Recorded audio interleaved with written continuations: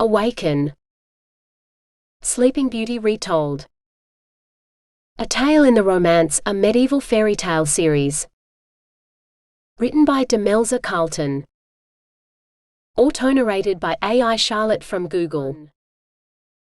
In King Eric's crowded cathedral, where countless courtiers jostled each other for a glimpse of their radiant new queen, Lady Margarita of Beacon Isle, Princess Rosamond stood alone.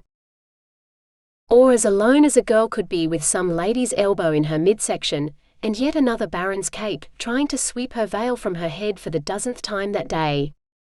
Rosamond wished she could have worn her hair uncovered, like Queen Margarita did, restrained only by a crown of roses. Rosamond longed to be back outside in her own garden at home, far from this foreign kingdom, but her father, King Almos, insisted that a girl her age was old enough to be betrothed, so here she was, an unwilling guest at someone else's wedding, while she wore the gowns and veils her mother had insisted upon in order to tempt some royal younger son to ask for Rosamond's hand in marriage. Contrary to her father's wishes, Rosamond intended to keep her hands to herself for some time yet. If she could only. The herald bellowed something about presenting their respects to the new king and queen. Rosamond found herself swept along in a wave of silk-clad humanity, as the courtiers hurried to kiss the king's ass. Well, officially his hand, but if he'd turned around and presented his backside, they wouldn't have hesitated. After what felt like forever, finally the herald announced, Her Royal Highness Crown Princess Rosamond, daughter and heir of King Almos. Rosamond didn't wait for him to finish listing her father's various titles. Instead, she strode forward and bobbed a curtsy to the king and queen as two guardsmen brought forward her coronation gift for the couple, a pair of pink rosebushes that matched the shade of Rosamond's dress perfectly. Behind her, she heard the hiss of malicious whispers from men who'd bowed so low their hats fell off, and ladies who might as well have dropped to their knees when they'd curtsied. Rosamond lifted her head high, trying to ignore them. To her surprise, both King Eric and Queen Margarita rose to offer Rosamond similar courtesies. As the queen straightened, she held out her hand to Rosamond, asking the girl to sit beside her. Anything to get her out of the crush of bodies. Rosamond took the chair beside the queen happily. Where did you manage to grow such a delicate shade of pink? Queen Margarita asked her. I had an extensive rose garden in the house where I grew up, but all our roses were white. She paused to nod in acknowledgement to some courtier and his family, who prostrated themselves face down before the throne. Rosamond tried not to laugh. I am gifted with plants, she replied with no small amount of pride. When I was born, my fairy godmothers blessed me with two talents, that of healing and an affinity with plants. When my father heard of your wedding and coronation, he insisted that I bring you two of my finest roses as gifts. So here I am, and so are they. But how do you make them that color pink? Margarita asked. I asked them to make flowers the color of my newest gown, so that I might wear them in my hair, Rosamond admitted. Her father's kingdom was not as rich as that of King Eric, which was richer still with the addition of Margarita's dowry of Beacon Isle, so Rosamond had fewer jewels than most of the courtiers present that day. So you are saying it is magic? That you can speak to plants and they do your bidding? Margarita said, looking intrigued. She removed her flower crown. Here. Can you make these pink to match your gown too? Rosamond took the wreath in her hands. The roses were wilting in the hot hall, poor things. She had never tried to change the color of cut roses, only those still attached to the bush, but she could not refuse the queen's request without at least attempting to fulfill it. Rosamond concentrated on the flowers, feeling the drying sap flow sluggishly through the stems as they valiantly tried to survive just a little longer. There was no plant to talk to in the dying circlet. Sighing, Rosamond pricked her thumb on a thorn and sent a wave of healing into the twined flowers. The limp stems she touched stiffened once more, as waterfalls of wilting petals turned into perfect double crowns. Within moments the queen's coronet looked as fresh as if it had just been picked from the bush, ready formed, but they were no pinker than before. These were as white as the moon. Oh, you have made them so beautiful. Queen Margarita exclaimed in delight. But I would so love them to be pink. Swaying in her seat, Rosamond concentrated harder on the flowers. Now they were healed, they should do her bidding. They should blush, just as the Queen commanded. Blush as prettily as a maid surprised as she bathed. So they would be pink as. Rosamond fainted before she could finish that thought. Mistress, you must wake and eat something, Rosamond's maid urged. Rosamond's head hurt, as it always did after she'd tried to perform magic. What sort of witch swooned whenever she cast a spell? One who shouldn't perform magic at all, her mother's voice echoed in her head. A princess and a future queen should be practicing protocol and learning all the arts of a high-born lady, so that she could be an example to her subjects. As this apparently didn't include spending long hours in the castle gardens, Rosamond had ignored her mother as much as possible. What was the point of being a queen if you couldn't do what you liked once in a while? After all, it was the king who ruled. Queens were just for decoration and doing whatever it was women did to get children. Oh, she knew it involved men and clothing was not required, but no one had been willing to tell her all the details. Her mother had promised to tell her everything on the night before her wedding. Wedding. Ugh. Rosamond didn't fancy a single one of the noblemen she'd met at King Eric's court, and she fervently hoped the feeling was mutual. She'd be happy in her ignorance until the right man came to his senses and asked for her hand. Just thinking about men made her head hurt all the more. Bring me willow bark tea first, Rosamond ordered. I have it here already, mistress, the maid said, sounding aggrieved. Give it to me then. A cup touched Rosamond's lips and she gulped down the contents, barely tasting the tepid tea. Now you must eat something, the maid insisted. Rosamond gritted her teeth. Monica had been her maid for as long as she could remember, and she swore the girl liked to boss her around as much as Rosamond's mother did. More perhaps because Monica was not much older than her mistress, and Rosamond was certain she reported everything she said to Queen Maria, Rosamond's mother. Hence why Rosamond was stuck wearing the gowns and veils her mother had insisted upon for every royal event at court. So Rosamond took the small loaf of bread Monica held out, broke off a piece and popped it into her mouth. Food helped combat the weakness she felt after casting a spell.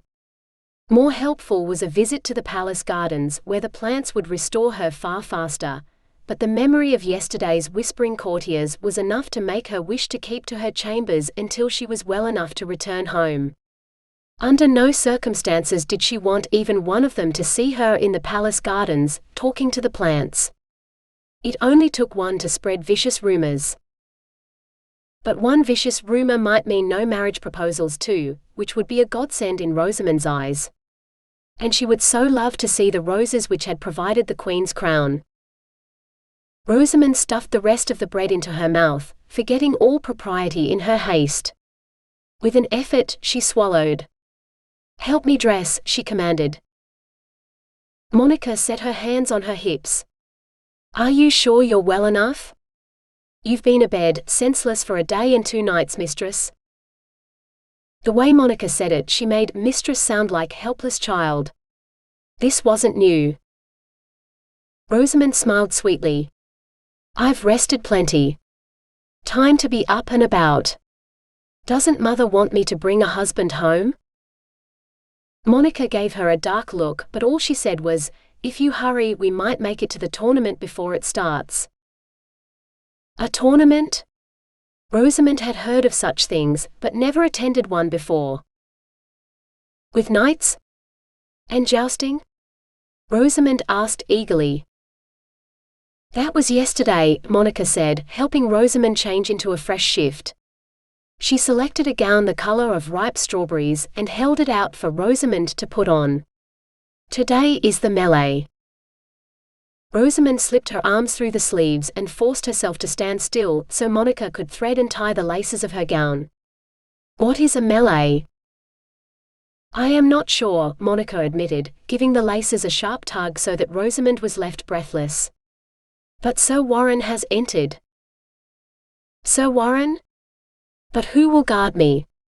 Rosamond demanded. You have a place beside the Queen if you are well enough, said Monica. I'm sure her royal guard won't mind taking care of one more. That sounded all right to Rosamond, so she submitted to Monica's toilette with good grace as the maid dressed her hair and tucked it under a white veil. They made their way out to a field Rosamond barely recognized. Gone were the sheep that had grazed there when they'd arrived. Now it was crowded with brightly colored pavilions crowned with flags that snapped in the breeze. At one end there was tiered seating that held a crowd of courtiers. Rosamond suppressed a groan as she felt their eyes turn on her. This way, mistress, Monica said, touching Rosamond's elbow. She pointed at a stand shrouded in a purple canopy.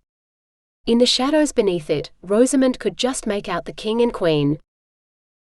Rosamond took her seat beside Queen Margarita and tried to hide her surprise as Monica placed herself on the boards at Rosamond's feet. Margarita turned to Rosamond.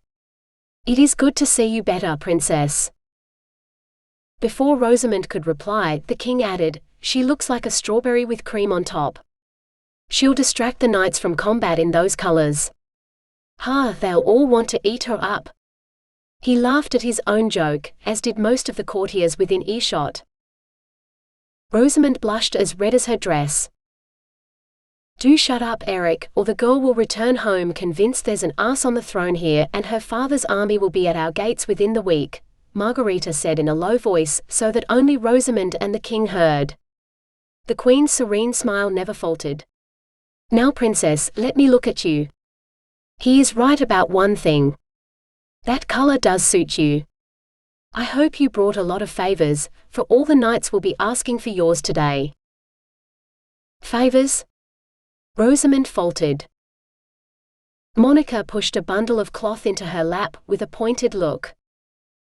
Is this your first tournament, princess? The queen asked. When Rosamond nodded, Margarita continued, it is mine too, but I have had both my husband and many of his knights explaining the intricacies of tournaments to me for weeks, until I agreed that all of the men would be allowed to show off in my honor. Apparently, beating each other senseless is a sign of respect to their new queen. Quite barbaric. While they waited for the day's combat to begin, Margarita regaled Rosamond with tales of yesterday's jousting.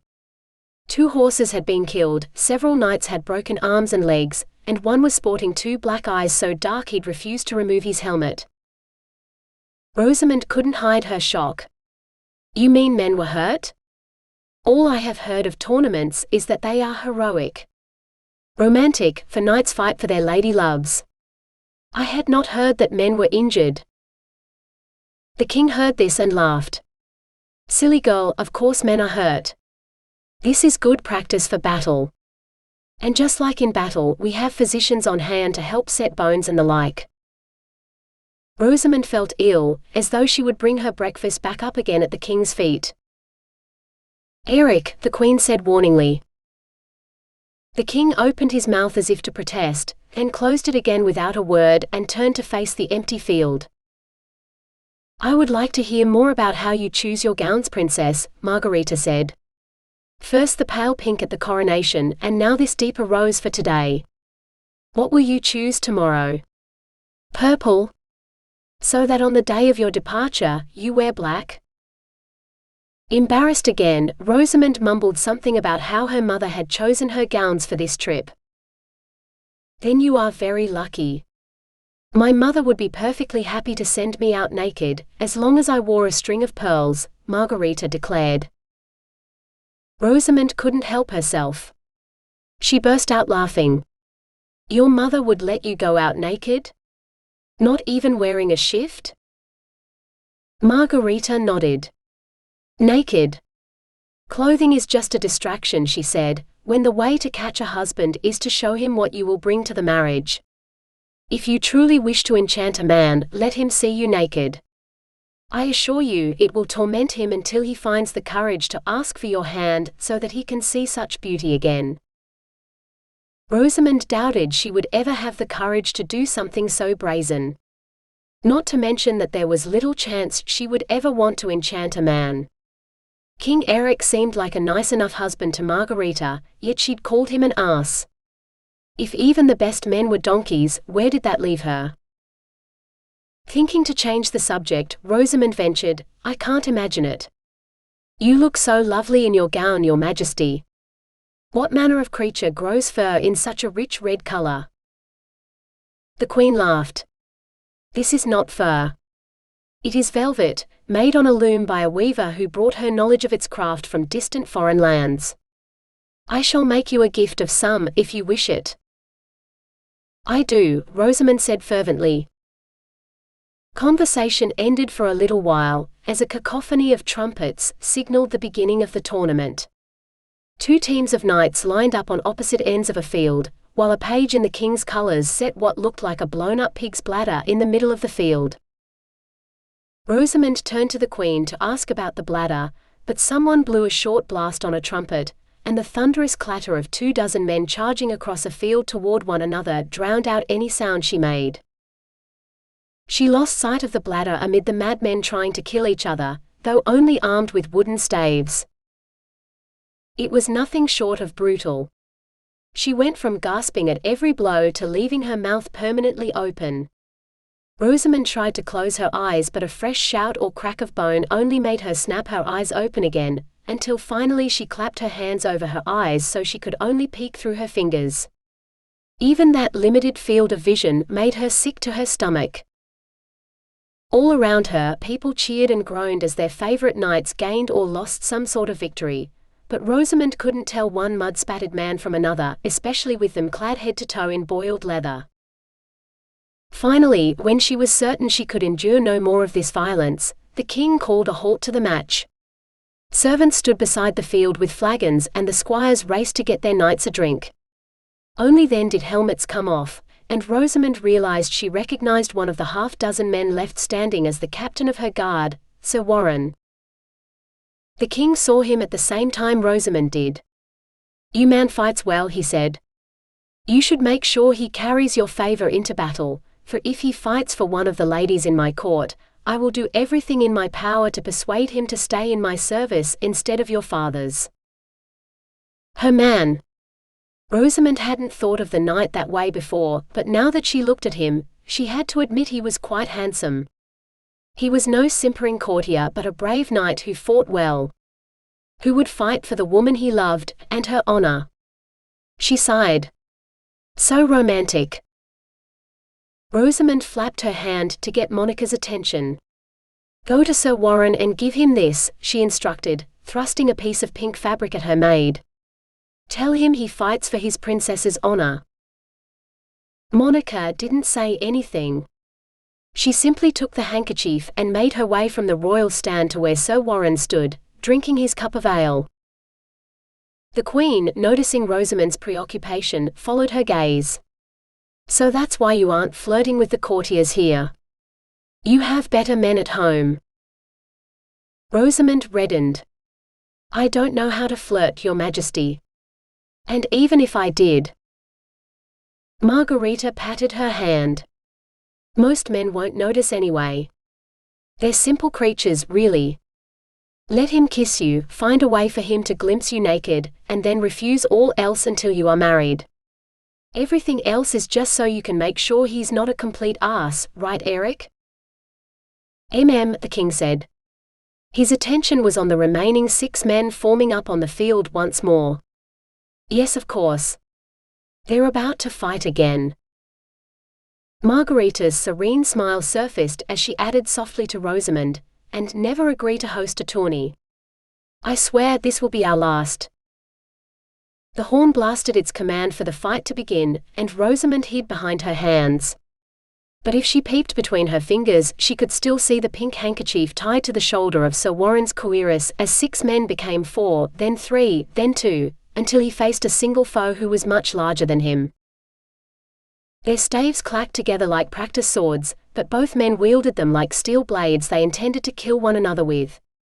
They circled, crossed, thrust, it looked like an elegant dance, until Warren stumbled on an uneven patch of ground and his thrust went wide. His opponent saw his chance and brought his stave down hard against Warren's sword arm. Rosamond heard the crack as Warren's arm broke, but the shouts and cheers from the stands drowned out her frantic cry. The other man lifted his wooden sword in salute to the king, turning his back on Warren. Warren still held his stave in his injured arm, but he transferred it to his other hand and assumed a fighting stance. "This is not over, I do not yield." Sir Warren roared, loud enough for even Rosamond to hear. Her heart beat rapidly in her breast. How could he be so brave when he was injured? The bigger man turned and brought his stave up slowly. He too was tired, but he wasn't as badly hurt as Warren. The dance resumed. Warren's opponent dragged one foot, as though his knee had been damaged. Warren kept his broken arm close to his body, but as far away from the other man as possible. Each time the staves knocked together, it seemed softer, as though both men lacked the strength to continue. Time ticked by. A second. An hour. An eternity. Or so it seemed to Rosamond, who longed to run out onto the field and heal her hero, but she could not until this duel was over. A collective gasp rose from the stands as the big man overbalanced and fell to his knees. Warren, in an almost leisurely movement, set the point of his stave to the man's throat. Rosamond heard wild cheering, and it took her a moment to realize the sound came from her own throat. "Do we have a winner?" King Eric boomed. Warren pulled the pink handkerchief from his cuirass and waved it above his head like a flag, as he staggered to the royal box. When he reached it, he fell to his knees. "I am the victor, your majesties," he said. "To the joy of your countrywomen. I'm sure they are glad they will be protected by an able knight like yourself for their journey home," the king replied. "Countrywomen? Oh, of course. Monica." Rosamond dismissed the maid from her mind easily. Sir Warren was the captain of the princess's guard. He would defend her with his life, before he even glanced at Monica. That was why she needed to heal him. She might be a poor witch, but he had fought for her honor and won. Rosamond rose and descended to the grass, or what had been grass before the fighting had churned it into dust. Heedless of her gown or who saw, she knelt beside her valiant knight and reached for his broken arm. Blood. She needed blood to cast a spell. There were no thorns today, so she scraped her hand along the edge of his stave until she felt the prick of a splinter. With her fingers bleeding, she touched her wounded knight, closed her eyes and concentrated on healing him. She concentrated so hard she barely noticed when the spell sent her into yet another deep swoon. When Rosamond opened her eyes, she met the frightened gaze of a maidservant she did not know. The girl bobbed a curtsy, said, "I shall fetch the queen," and hurried off, leaving Rosamond alone. Alone with a tray of food at least, Rosamond noted, reaching for one of the strange orange berries. It burst like a bubble of white wine on her tongue. Eagerly, she reached for another. "So you like cloudberries too, princess?"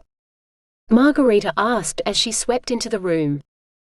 "Eric says they aren't sweet enough for his liking." She reached for one and popped it into her mouth. "More for me." Suddenly awkward, Rosamond didn't know what to do. Surely she should curtsy, or offer the queen a chair.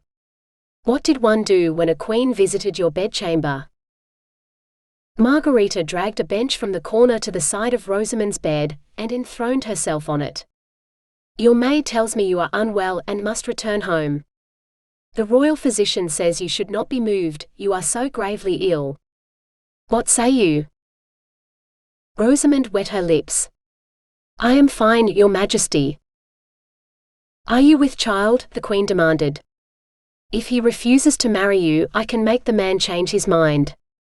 Her smile was fierce. Rosamond shivered.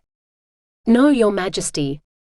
I have not chosen a husband yet, and my father has not chosen one for me." "Not with child and not ill," the queen said, ticking them off on her long fingers. "Then whatever is the matter?" "My gift. The magic I was born with. It is not strong. When I try to use it, I am not strong enough either." Rosamond swallowed. At home I only used my powers on living plants, and it was not so bad. Here, on cut flowers and on men, I am not strong enough." Margarita laughed. "So what you are saying is that men are hard work while plants are not? I will agree with you there." Rosamond wasn't sure what to say to that. Queen Margarita was nothing like she'd expected. Fortunately, she was saved from finding a response by the entry of a maidservant carrying a wooden box. "I have a gift for you," the Queen announced, taking the box. "It has been a week since my coronation and, look." She flipped open the lid and revealed the crown of roses she'd worn on her coronation day. Yet, this could not be the same crown. The roses were as fresh as if they had just been picked, instead of dried out in the summer heat, as they surely should have been. "Whatever spell you cast on them, these roses will not die. They remain perfect. You are gifted with powerful magic, princess. I have little magic, but I have placed a blessing on the crown. When you take a husband, he will be loyal to you from the day you first wear this crown until the day he dies. I would advise wearing it on your wedding day." Margarita set the crown back in its box and closed the lid. "Thank you," Rosamond said. She didn't have the heart to tell the Queen that she didn't want any husband, loyal or otherwise. "I thought you said you would give me some of that new cloth to take home, not a crown."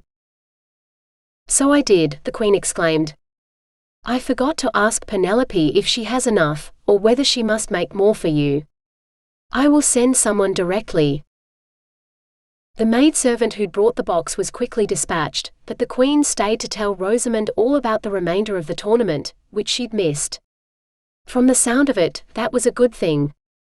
The melee on foot had been followed by one where the combatants rode on horseback, and Margarita sounded almost gleeful at the number of broken limbs she described in vivid detail. Rosamond's stomach roiled, making her regret breaking her fast at all.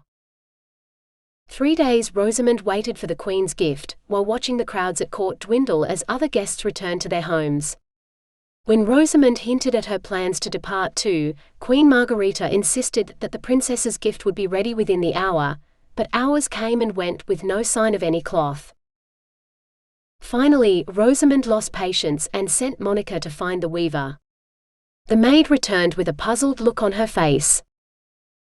"Did you say the weaver was a woman named Penelope?" Monica asked. Rosamond nodded. "That's what the Queen called her." "Yes." "I found a Penelope. She is the Queen's own dressmaker, not just a weaver, and a noblewoman in her own right. Lady Penelope is a knight's widow and the Queen's companion. She has not been at court because her daughter is ill." Monica frowned. "She says that if you are willing to come to her chambers, she will measure you for a new gown directly." "I do not understand," the Queen said. Rosamond stopped. She had been the Queen's companion in place of Lady Penelope. Queen Margarita evidently did not wish to give her up until her original companion was at her side again. "No matter. I shall go now." Monica led the way back to Lady Penelope's chambers, an airy apartment that was bigger than the one Rosamond had been given. Evidently the Queen's companion was held in high regard. "Her Royal Highness Princess Rosamond," Monica announced. Movement in the window alcove drew Rosamond's attention as a petite, dark-haired woman climbed down from the window seat, setting down her sewing. She bobbed a curtsy. "Your Highness. I'm Penelope. Queen Margarita told me you wanted a gown like her red velvet one, but when my daughter took ill, I could not leave her side." Penelope tilted her head to the side, like a curious bird. "I don't think the red would suit you. Too dark. Perhaps pink or sage." She crossed the room and knelt by a chest beside a small couch that Rosamond realized was occupied. The pale girl on the couch looked perhaps 10 years old, but her skin had a waxen sheen like she was not long for this life. Rosamond's heart went out to the girl and to her poor mother. Melita fell ill so suddenly. For 3 days, she unpacked the chests of cloth that arrived in port last week, exclaiming over all the new colors. And on the 4th, she could not rise from her bed. Penelope's tears spilled over and she wept into her hands. Melita looked like she would never rise again, in Rosamond's opinion. Unless she could heal the girl. Rosamond glanced around the room, looking for something sharp. She spotted a strange contraption with a wheel mounted on a low table, and a short staff with a spindle sticking up from the table. Rosamond swiped her finger across the spindle, wincing at the sting as the sharp point drew blood, then knelt beside the girl. Laying her hand on Melita's forehead, Rosamond closed her eyes. She focused first on cooling the girl's fever, then on ridding the girl's blood of the disease. As Rosamond felt her own head grow fuzzy, she released the girl and rose unsteadily to her feet. She fumbled blindly for the windowsill, then cried out as something sharp pierced her hand. Yet something about the pain cleared her vision almost instantly. Rosamond glanced down. She had grasped a briar rose growing through the window, and the thorns had bitten deep into her palm. In the back of her mind, somewhere in the memories of how her magical gifts were supposed to work, Rosamond remembered that her healing ability was linked to plants.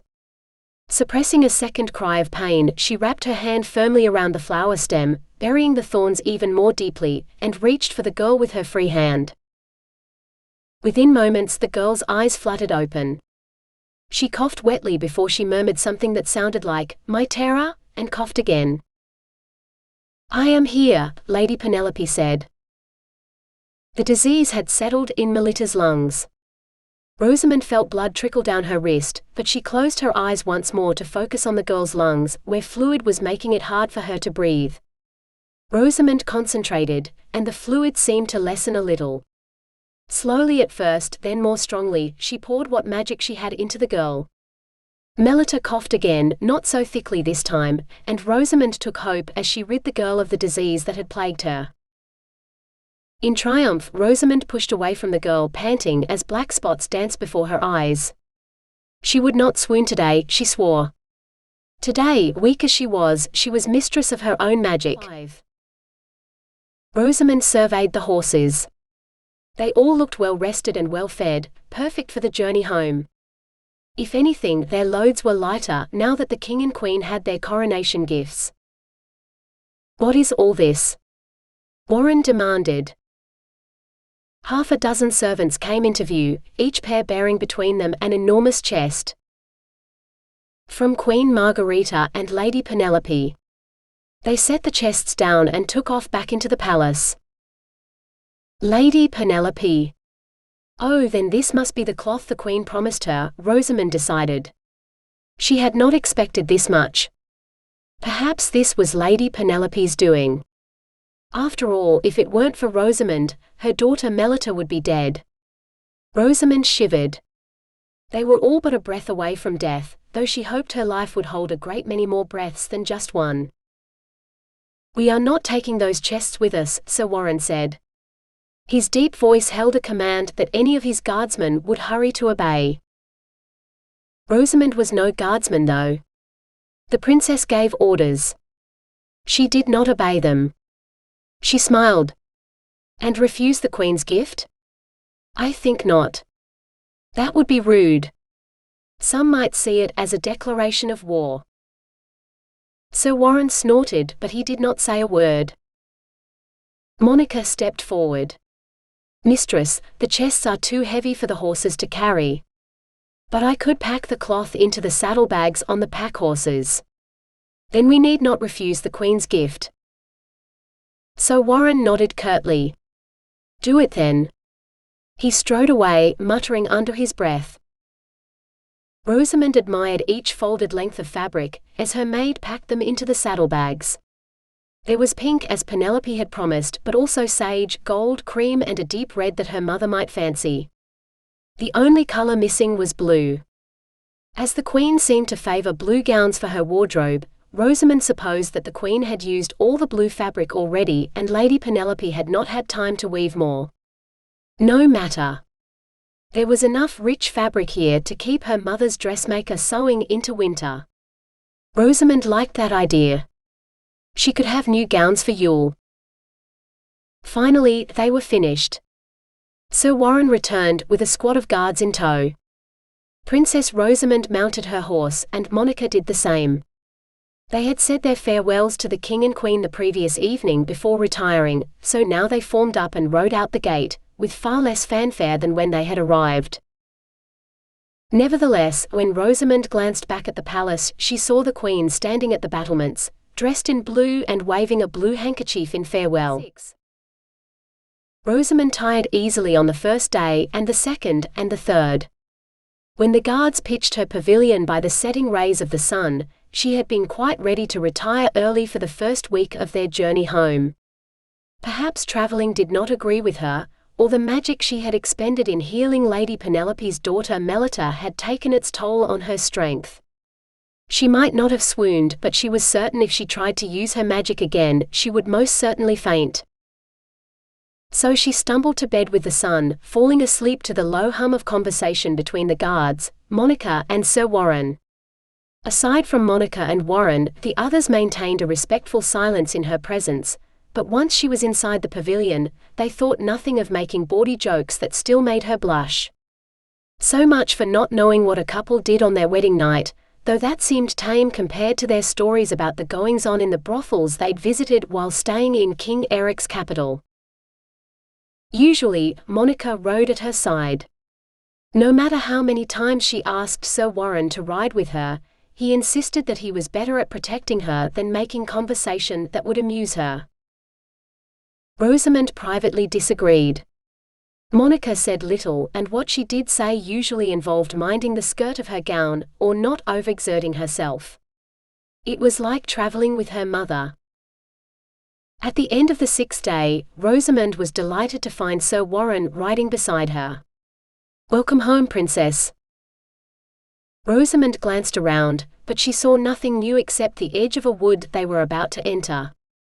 "Are we home already?" she asked, wrinkling her nose in puzzlement. "You are, for those bramble hedges mark the boundary of your kingdom, Princess. One of your ancestors decreed that his borders must be marked with berry bushes, and no one disobeyed the king, so it was done. Now the thickets are so dense the farmers at the borders regard them as another crop. If we didn't export our berry wine, every man in the kingdom would be drunk as a lord, every day of the year." Sir Warren laughed. Rosamond shuddered. She'd seen far too many drunk lords at King Eric's court. There were so many reasons she didn't want a husband.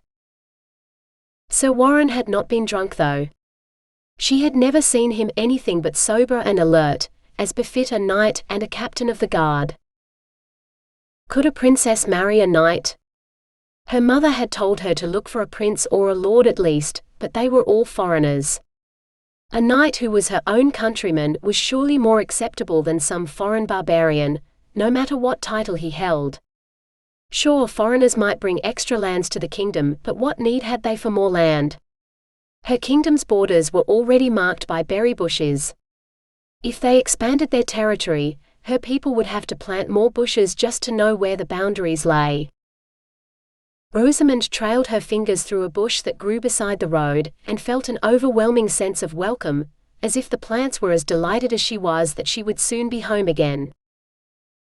Rosamond almost laughed. Such sentimental nonsense. Plants didn't have feelings.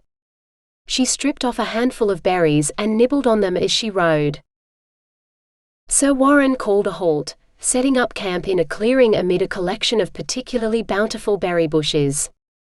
Some of the guards had picked handfuls already, but Sir Warren called them to set up camp first. They set to work as Rosamond slid from her mount, intent on picking her own share of the red berries before her greedy guards could choose the best ones. For when it came to picking wild berries, a princess had as much right to them as the lowliest peasant. Her several times great-grandfather, the first King Almos from whom her father got his name, had decreed as much when he ordered the berry bushes to be planted, and no one had dared to rescind his law. Why would they? There were berries aplenty. Far more than the royal household could ever need. But the more she picked, the stronger the feeling of welcome became. Rosamond thrust both hands deep into a berry bush, heedless of the thorns, and grasped a branch thicker than her arm. Power surged into her, like magic but more somehow.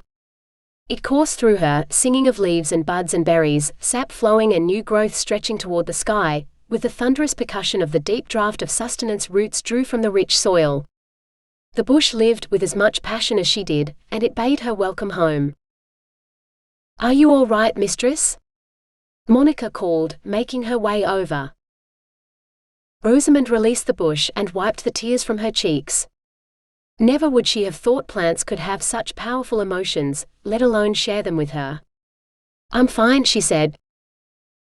"No, you're not. Look at your poor hands." Rosamond glanced at the slight scratches on her hands, which faded even as she watched. The blood that had trickled from the cuts still looked ominous though.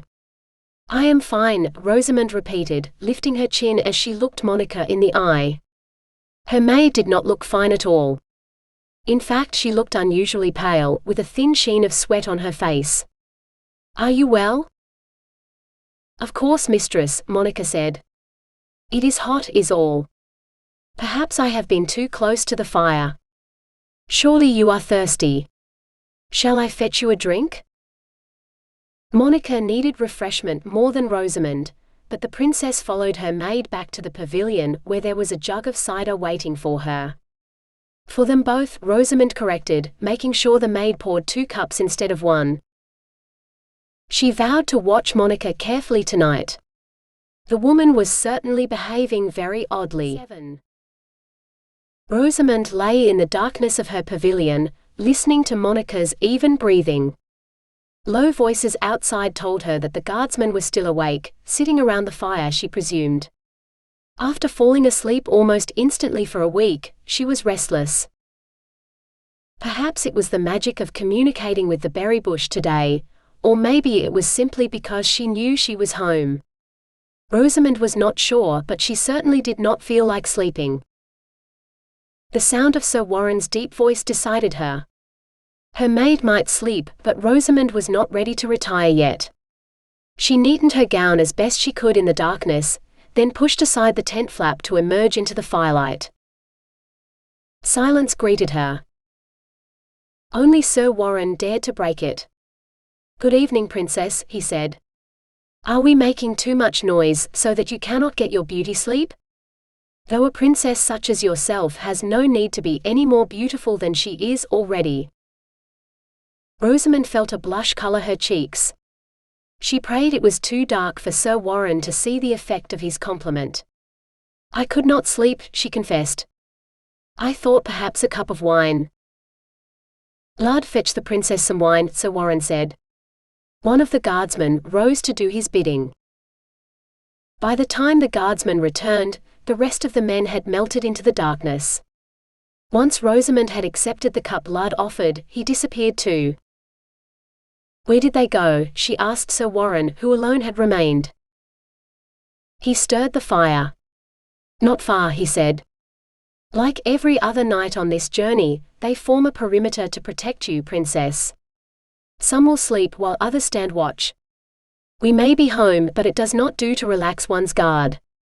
There are still dangers on the road." "Dangers?" Rosamond swallowed. Who would dare attack a royal traveling party in our own kingdom? Not who but what. There are bears and wolves in these woods, and there are tales of evil witches in the world who respect no borders.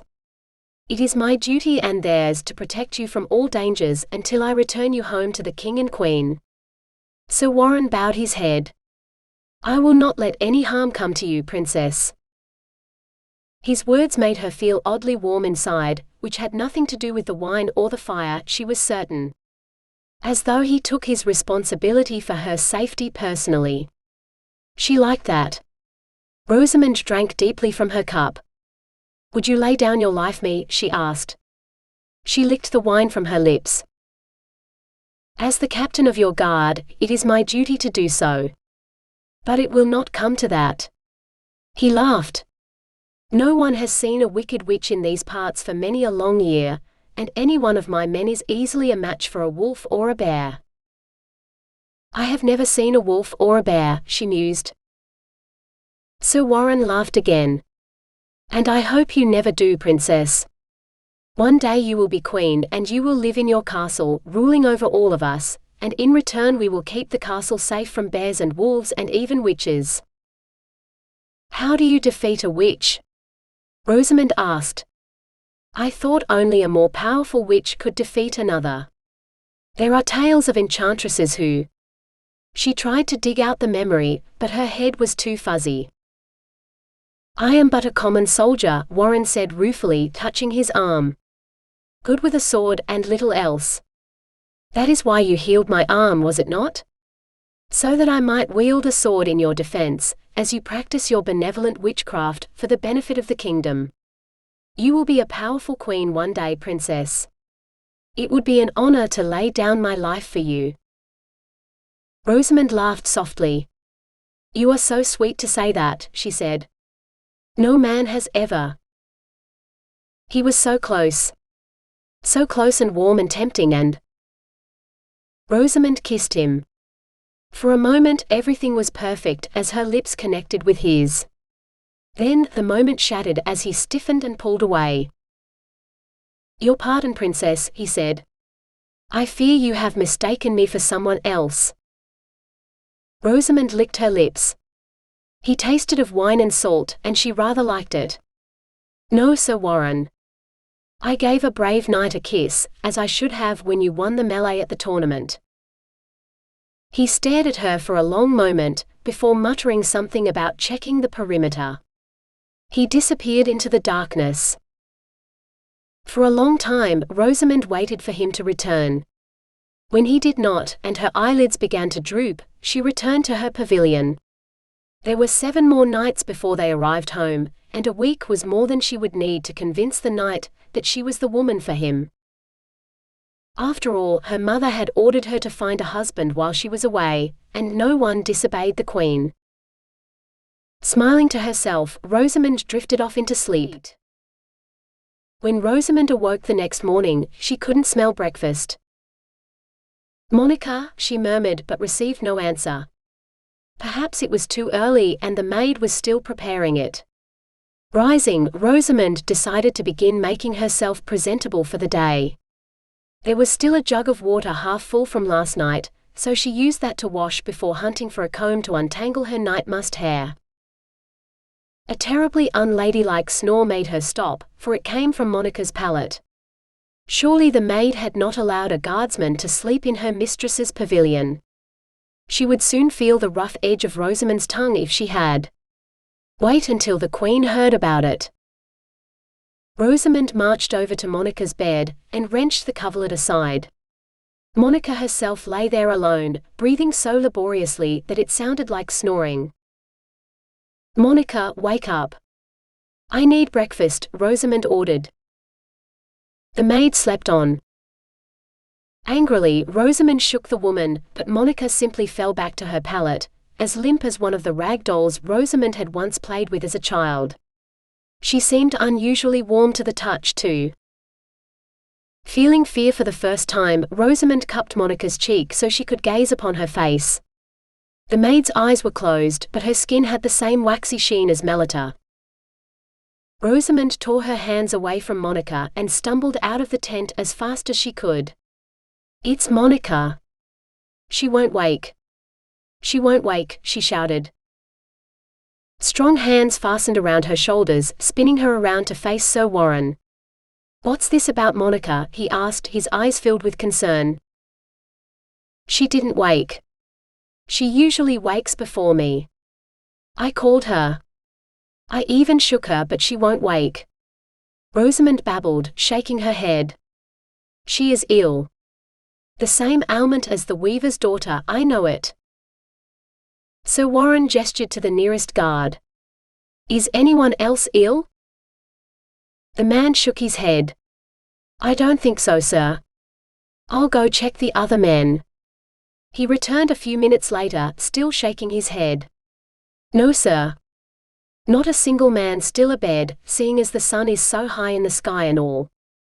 If the princess had risen earlier, as is her usual habit, maybe 1 or 2 might have been, but—" He coughed. "I'll go help saddle the horses, sir." "Monica usually wakes me," Rosamond said.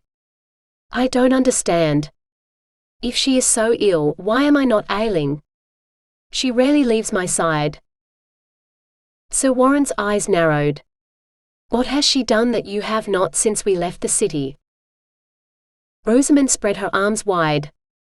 Everything. Princesses did not do things for themselves. Monica and her mother had told her so many times it had become a habit.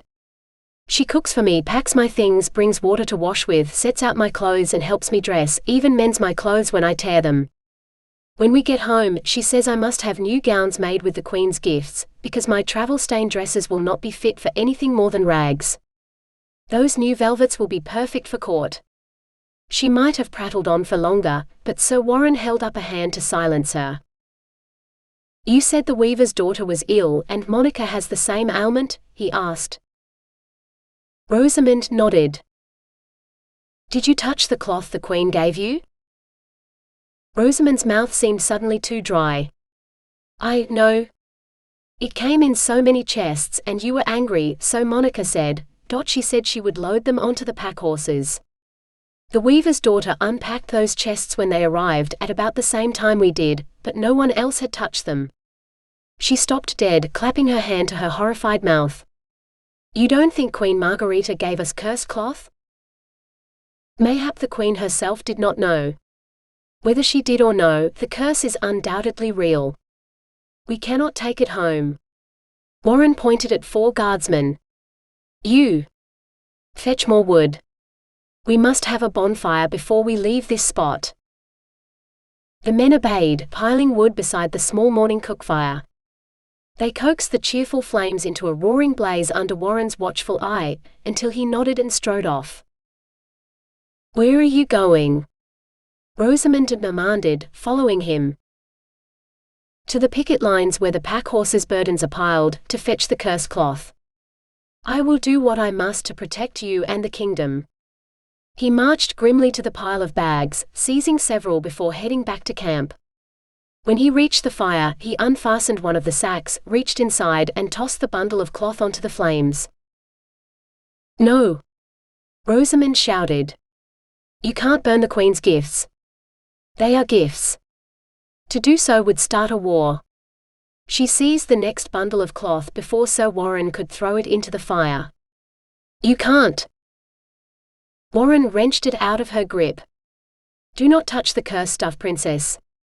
What the Queen does not see, she will never know.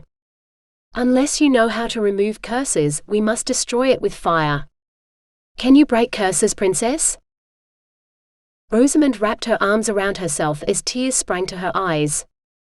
No one had ever spoken so roughly to her before. No. I am a healer and I help plants. Only a powerful enchantress. Then let me do my job, princess, which is protecting you. Another bundle of bright-colored cloth landed in the fire, sending up a shower of sparks, followed by 2 more. Realization dawned. If she was cursed by merely touching the cloth, then so are you. Rosamond gulped. So am I. I pray that you are not, princess. Warren would not meet her eyes. He turned and cupped his hands to his mouth, shouting for the attention of his men. Ride for the capital. Tell the king we were taken ill on the road. God willing, we will be but a day behind you. He gave Rosamond a hard look. You should go with them, princess. Monica and I are cursed, but you are surely free of such evil spells. Rosamond's fingers itched where she touched the velvet. No, I cannot. What if you are wrong and it is not a curse but some plague that others can catch from me? I dare not bring it home. Go with them, princess, Warren said through gritted teeth. They will keep you safe. When this illness takes hold, I know that I cannot. She lifted her chin as she glared at him.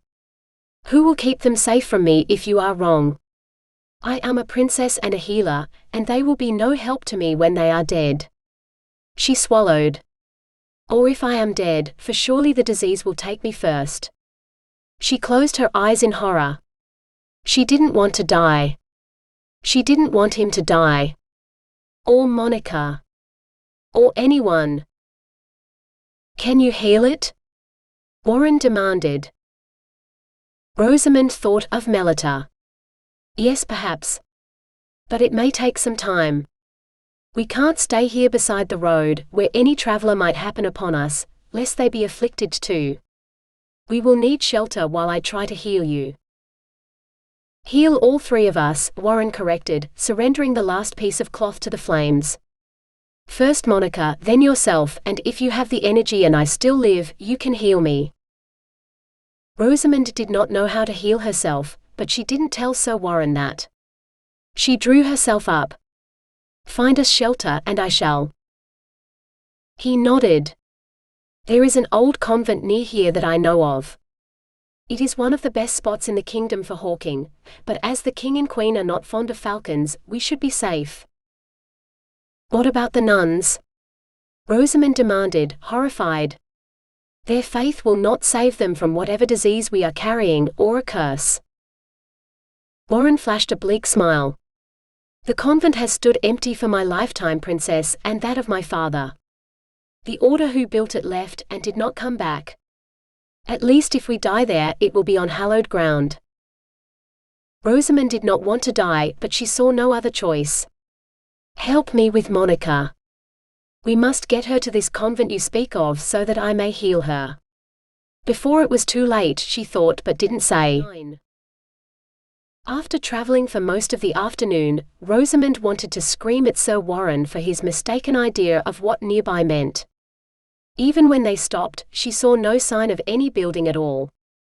Perhaps the knight had only imagined this convent. In here, he said, taking Monica in his arms. He carried the unconscious maid toward a rock covered in thick briars. No, not a rock. A stone wall, Rosamond realized. The briars bore so many flowers that they hid the joins in the stonework.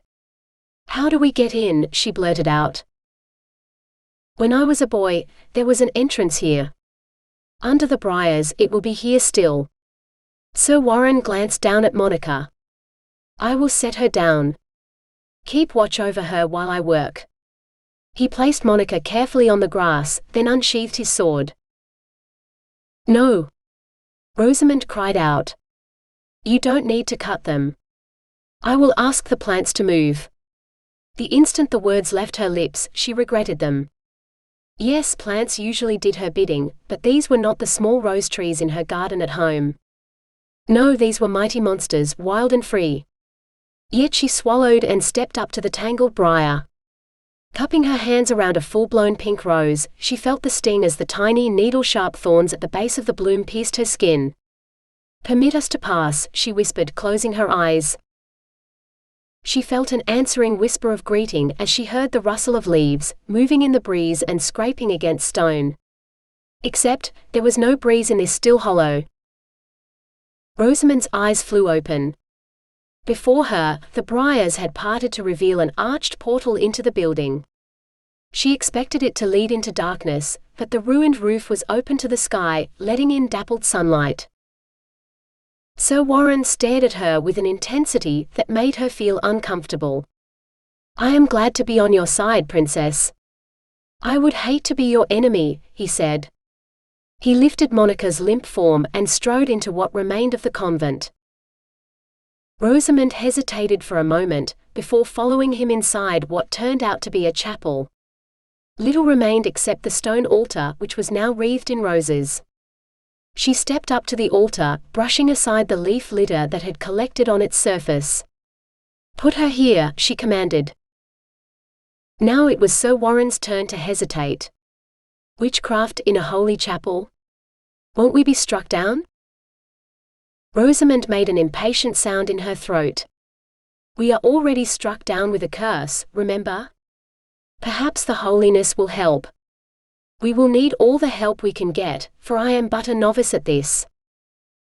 Reluctantly, he set Monica on the altar. Then he backed away, staring at the maid in horror. She looks like one already dead, laid out for burial, he whispered. Save her, princess. Please, I beg you. Save us all. He dropped to his knees. Save them all. If only she could. Rosamond wrapped her hand around a tangle of briar, feeling warm blood slick her palm, before she set her other hand on Monica's breast and sent her healing magic flowing through the dying maid. 3 days it took her to heal Monica of the disease, for Rosamond's waning strength took its toll on how much magic she could use before she swooned. Even calling on the roses for assistance did not help as much as she had hoped. For Rosamond knew the disease coursed through her blood too, threatening to steal her life even as Monica recovered.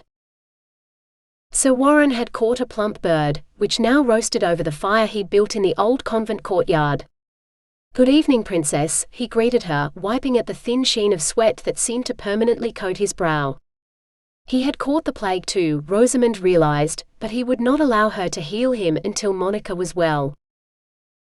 Which was now. "It is a good evening," she replied. "The last of the disease is gone from her body. She sleeps now, but soon she will wake. Monica is healed." He flashed a tired smile. "Then you are truly a good witch and a worker of miracles, Princess. I am grateful for your care, and I am certain that when she wakes, Monica will be too." "I must heal you," Rosamond insisted. "Monica will be weak for a while yet. She will need your help, and you cannot return to the city if you carry the sickness." "She will have you, Princess. You have enough strength for a whole kingdom." Rosamond wanted to laugh at the irony of his statement.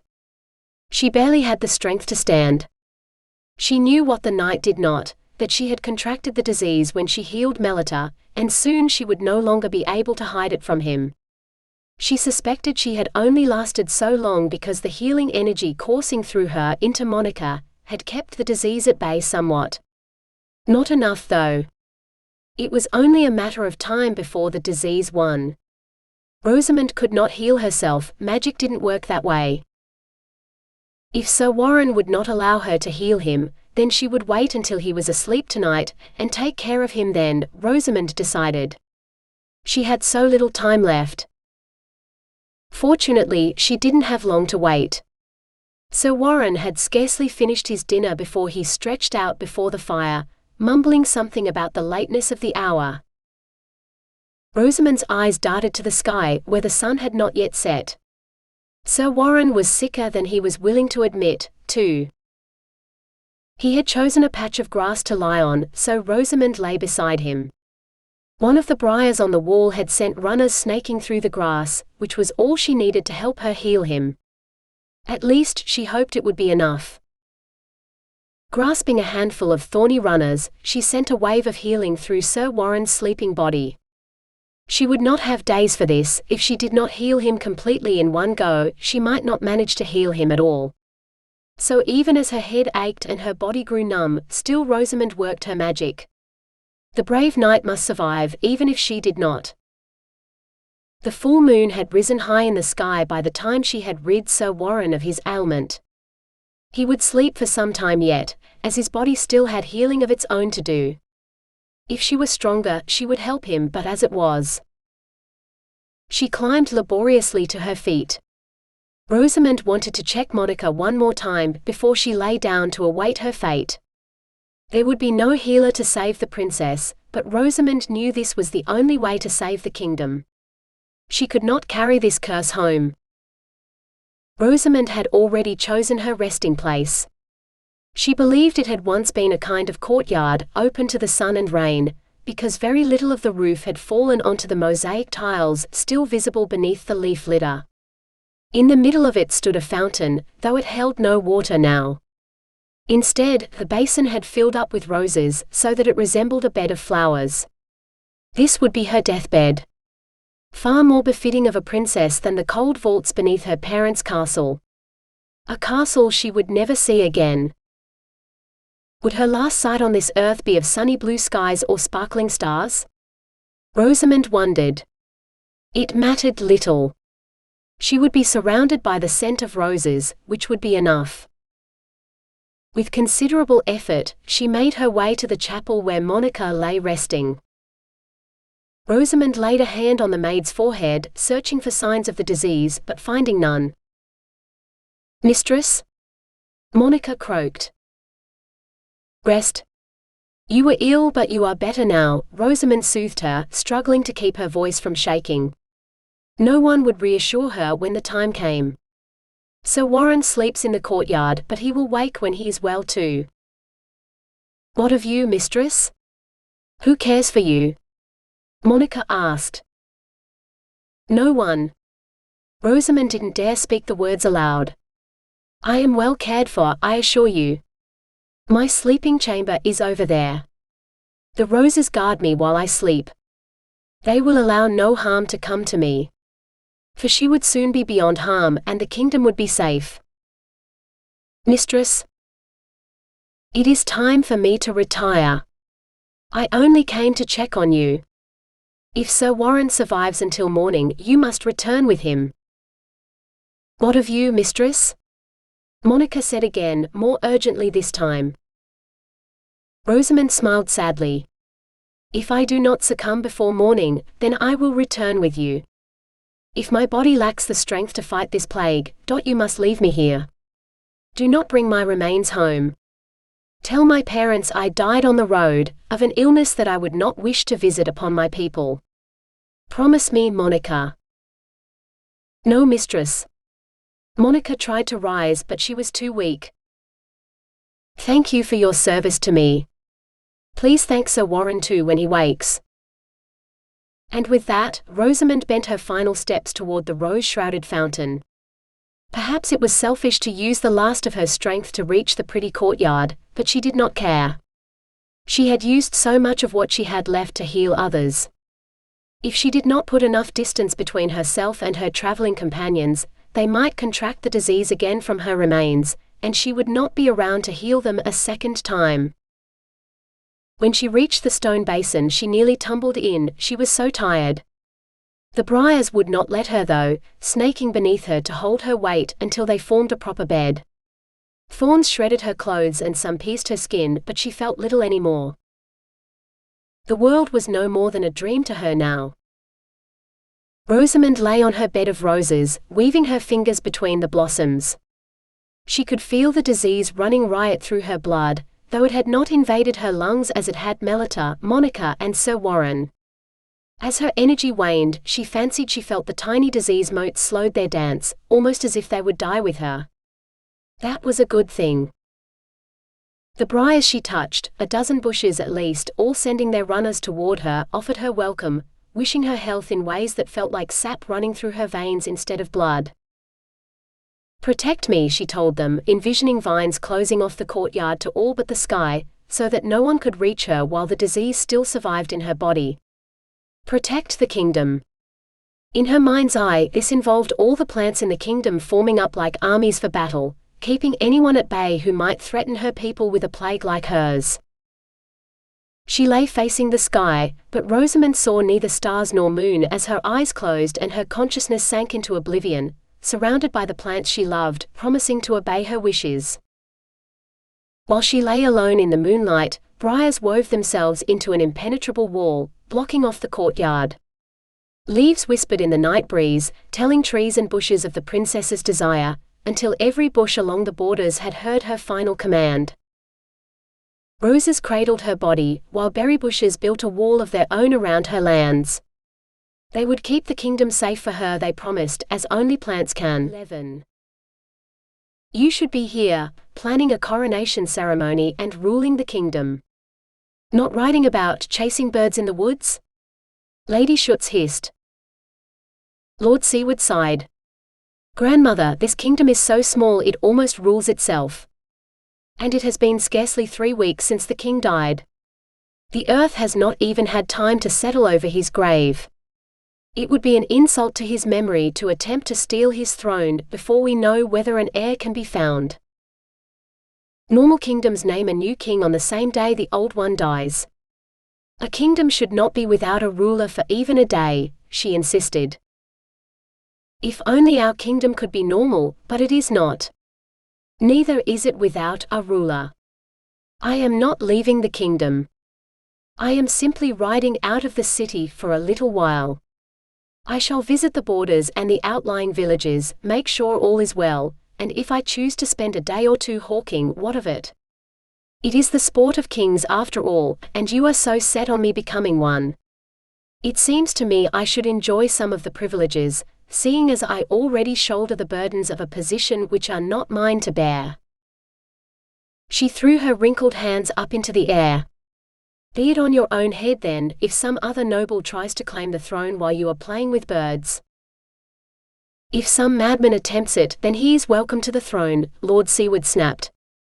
"If only another man would lay claim to that much-vaunted chair, then he could do the job his father had done, instead of trying to rule in the king's stead. If they could find an heir." But there was no heir. The king and queen had managed to have one child, and she had died young. A normal kingdom could ask for a near relation who had married into one of the royal families of a neighboring kingdom, but this was no normal kingdom. So that left him. Siward sighed, knowing he would have to ascend the throne on his return. No other man in court was capable of ruling, though others had blood far more noble than his. Yet the king on his deathbed had appointed him regent, for his sins. All the more reason to take this trip now, for it might be his last chance at freedom before the heavy yoke of kingship settled on his shoulders. His head started to clear as he left the city. Perhaps it was the lack of courtly ass-kissing, or maybe it was the clean scent from the woods instead of the smoke from cook fires, but he took heart when the city walls vanished from sight. It was easily a week's ride to the border by way of the main road, but checking the borders was his first task. Every year, like his father and grandfather before him, Siward rode the borders, checking for signs of weakness. He hadn't found one yet, but if ever there was a time he needed one, it was now. When he arrived at the end of the road, Siward sighed.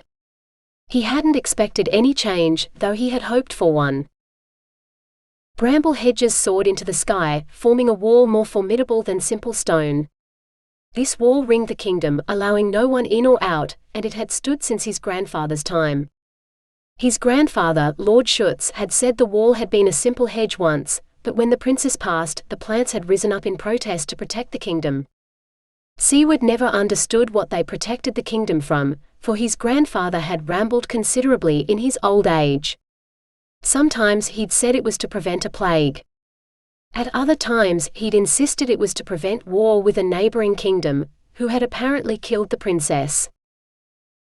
The truth of the tale was lost in time and with his grandfather, who had lain in his grave for many years now. Yet the wall still stood, testament to some mysterious truth. Perhaps someone had cursed the kingdom, Siward decided. It seemed as good an explanation as any. If it weren't for the wall, he could send messengers to neighboring kingdoms to search for an heir. With it, he would be king. The first time he'd seen the wall, Siward had slashed at it with his sword, determined like 100 other men before him that he could cut his way through. The brambles would have none of it, wrapping tendrils around his sword until they dragged it from his hand as they repaired the damage to the wall as though he had never sliced a single stroke. The wall was magic, most certainly. Which made it all the harder for a soldier like himself to understand. There were no witches in the kingdom, so whoever had cast it must be on the other side of the wall and out of his reach. Asta, his hunting hawk, ruffled her feathers as if impatient to do something more than sit on her perch. "You have the right of it, my friend," Siward told the bird, pulling off the creature's hood. "Let us hunt and forget politics for a time. Worrying about it will not bring down the wall." He headed off the road, toward a spot known only to his family. It had the best hawking in the kingdom, and so it would continue as long as its location remained a closely kept secret. Not even his grandmother knew this spot, he'd wager, for she had no desire to hunt. He unhooded Asta, held his fist high in the air and watched the bird fly off with powerful wing beats. Siward wished for a moment that he could fly with her, high above the wall to see the world outside. Was it so different to their kingdom? As long as the wall stood, he would never know. With his eyes on Asta, Siward urged his horse to follow the bird. The forest was not so dense here, though there was no village nearby. Perhaps there once had been one, but it had been too close to the border that before the wall it had been attacked too many times until it had been abandoned. Surely there would have been some ruins left then, to mark where the town had stood. Yet Siward had never seen them. Perhaps the brambles and briars had consumed those too. Asta hovered, and Siward held his breath for a moment before the hawk dived, gracefully seizing a bird on the wing before her prey had even been aware of her presence. Asta swooped down with her catch still in her talons, toward a briar-shrouded rock. Siward thought she would perch on the rock, but Asta dipped down behind it and disappeared. Swaying, he rode around, trying to find the bird, but the rock seemed solid on all sides, and the bird was nowhere in sight. He called her, and heard an answering cry, but she did not reappear. He swore again. The rock must be hollow, and his bloody bird was in the middle of it. If he didn't catch her before she devoured her prey, he'd lose her as a hunting hawk. Bird be damned, but she was his best, and he was loath to lose her. If there was no other way in, he would have to climb. Siward had not climbed rocks or trees since he was a boy, but he was not so old that he did not enjoy doing it again. Just as long as his grandmother or his future subjects didn't catch him behaving like a youth. The rock had a surprising number of easy toeholds for him, so it wasn't long until Siward had reached the top. The view he saw from his vantage point, though, made his mouth fall open in surprise. What he had taken for a rock was in fact a sprawling building. He'd been climbing the walls. Asta, bright bird that she was, had perched on a wall that had partially fallen down, hiding her from his sight until now. He called her again, but the stubborn bird did not move. Siward swore again. He would have to fetch her. At least it would be a simple matter of walking along the walls to her current spot, scooping her up and hooding her once more. He could not keep his eyes on the bird and his footing though, and by the time he looked up, the blasted bird had moved to a wall in the middle of the building. She teetered there for a moment, before diving into the room below. Siward made his way to the spot where he'd last seen Asta, and stopped. Below him was a courtyard, free of the collapsed roof fragments most of the other rooms had sported. Yet it was not the courtyard that drew his eye, but the incredibly lifelike statue of a woman in the middle of it, surrounded by roses. Made of alabaster or white marble, she looked as though she would open her eyes and rise at any moment. Some virgin goddess or the Queen of Heaven, Siward guessed, depending on how old the statue was. Yet it looked newly carved, not as though it had been lying in this ruin for centuries, as surely it had been. A wondrous work of art indeed. If he had to take the throne, he would place this statue in the throne room, so that every time he was bored, he could stare at her and wonder what her story was, and remember how he'd found her on his last days of freedom. Siward jumped down from the wall, bending his knees to cushion the impact of his landing. Good thing too, for the ground beneath his feet was harder than he expected. Swiping his booted foot through the leaf litter, he pushed aside the thin layer to reveal a mosaic floor of remarkable craftsmanship, though it paled into insignificance when compared to the magnificent statue. Now he was closer, she looked even more divine. Like his every desire made flesh, or stone at least. Siward laughed at himself. A statue so real it stirred his loins. Perhaps becoming king would not be such a bad thing. He would be expected to take a queen, and ensure a clear succession. That would stop him from lusting after statues. No, he decided, inspecting the goddess, for no real woman could look so perfect. He must have this statue in his throne room. He reached out to touch the stone, to see what fastened her to the plinth below. Perhaps he could move her out of here and send someone to collect the statue, so that it would be in place when he returned. If she had been fastened by her feet and fallen over at some point, he might be able to. A briar shot out, twining around his wrist so fast he could not move it. What in blazes, he began, only now realizing that the plants had sent tendrils around both of his legs and his other arm too. A thicker branch snaked around his middle, yanking him away from the statue. Siward shouted for help, but he was alone in the ruin, as he well knew. No, not quite alone. Asta, his traitorous bird, landed on the plinth beside the statue's shoulder and peered at the goddess' face, as though working out what her lips would taste like. That beak could chip stone and ruin the statue. The bird had caused enough trouble today. No. Siward commanded. Leave the girl alone. She is not to be harmed. Finally deciding to be obedient, the bird flew off, perching on the wall once more. Siward breathed a sigh of relief. She was safe. He thought he heard something rustling through the leaves, and turned his attention back to the statue. What he saw stole his breath and his voice. For the statue's closed eyes now stood open, green as emeralds, as she stared back at him. 12. Rosamond's mind drifted as she slumbered, dreaming of the endless cycle of the seasons as the plants around her grew, flourished or lay dormant, all the while whispering that they kept her safe. If such was her afterlife, she would not complain. Sometimes in her dreams she was a tree or bush herself, fighting the bite of an axe or blade as she defended her kingdom, even if it was no longer hers in death. Today the dream was different. For a moment she was a briar, defending herself from a fool who would bring plague to the kingdom, and the next, she had the limbs of a woman again, and eyes with which to see that he was no fool but Sir Warren, brave knight that he was, trying to save her. While she held him fast to the wall out of reach, she directed her thoughts inward. If a single mote of the insidious plague lived inside her, she could not allow him to touch her and infect himself and others.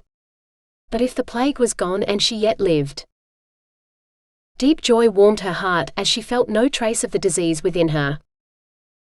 Of course she would not. For she was dead, and this was merely a dream, like all the other times she had seen Sir Warren. A dream where she could finally indulge her feelings for the knight whose life she'd saved. With a thought she released him from his bonds, healing the cuts the briars had inflicted, for she could reach through plants now without needing to touch him herself. She could do little with his shredded clothing, and she rather admired his well-muscled flesh. She glimpsed through what remained of his tunic and hose. What was it Queen Margarita had said? Let a man glimpse you naked, for he would do anything to see such beauty again. Rosamond had not realized the desire would run both ways, that she herself would want to see more of the man. There was only one course of action then. Come, my love, Rosamond said. I have been waiting for you, for this moment. Take me as a bride on her wedding night, for soon we will be wed, and we have waited far too long already. The responsibility of the throne awaits, but for now, we should take pleasure in each other's arms. We must become one before others try to tear us apart. He stumbled toward where she lay on her bed of roses, then took her hand and kissed it. Rosamond tingled delightfully at his touch. Much better than their first awkward kiss by the campfire. But she burned for more. Come to my bed and love me, she said. Warren climbed into the fountain beside her, then took her face in his hands and kissed her. This was no awkward peck like the first time. No, his lips moved with hers, parting so that they might share a breath before their tongues danced like the lovers they would soon be. Warren paid no attention to the briars tearing the rags of his clothes from his body until they both lay naked, and the desire burning between them was too much for either of them to resist.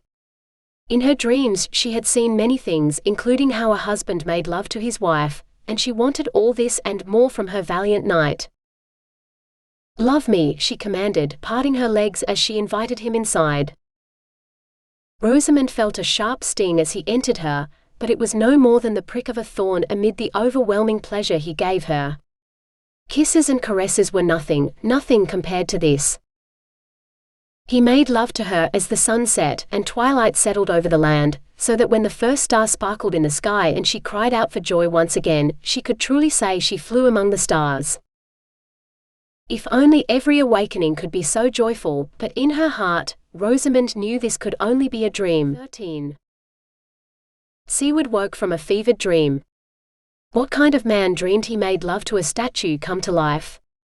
Or plants that moved like snakes, snaring and trapping him before the statue commanded them to stop?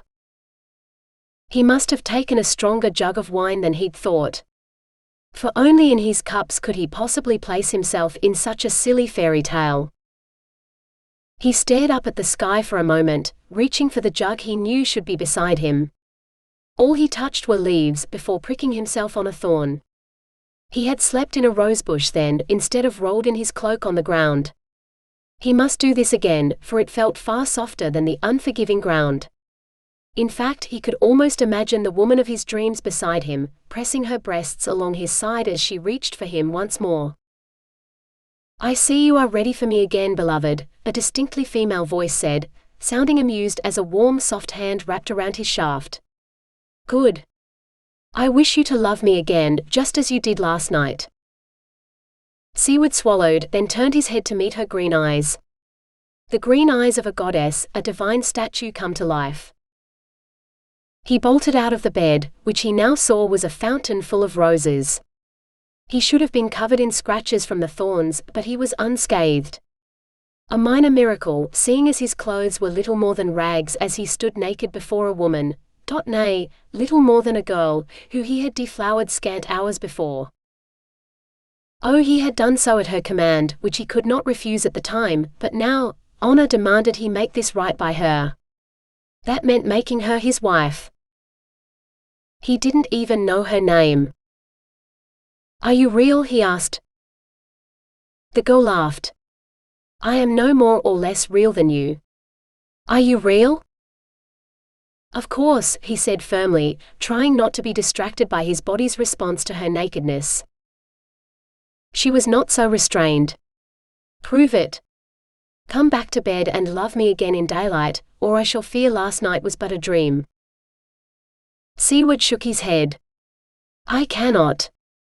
I should not have, I dishonored you. I will make this right. I will take you as my wife if you wish it." "I do wish it, but I also wish for you to take me as you would your wife, here, now," the girl commanded imperiously. No one in the kingdom commanded Lord Siward. Who was this slip of a girl who thought she could? "Who are you?" Siward said. The girl tossed her hair. "As if you do not know. I am Rosamond." Named for the lost princess, like so many other girls in the kingdom, Siward thought. Every third woman under the age of 50 answered to the name Rose, for the princess had become legend. He gave a wry smile. "Lying there like that, you look more like a goddess of love than a princess. You should be Freya or Venus, not a mere princess." Rosamond blushed redder than the roses around her. "You give pretty compliments. It is one of the many things I like about you. Of course there is also your strength, your sense of honor and duty, your prowess in battle, and now your prowess in bed. I shall list your virtues when we see my mother and father, so that they will consent to our marriage." Siward almost smiled at her naivete. No parent in the kingdom would refuse his offer of marriage for their daughter, especially once he claimed the throne for his own. Even if he hadn't deflowered their virgin daughter. He sighed. When he'd thought of taking a queen yesterday, he had not thought to make a decision already. "Where are your clothes?" he asked. She laughed softly. "You can probably answer that better than I can. I never took care of the horses." Puzzled, he opened his mouth to ask for an explanation, but he closed it again when he realized his spare clothes were with his horse too. Climbing out of here naked, with the walls full of briars, would not be without pain. He could save her a little of that though, if he lifted her to the top of the wall. "Come here," he said. "I will help you get out of here, and then we can find you some clothes to wear." Reluctantly, she sat up, wincing a little as though not accustomed to being upright.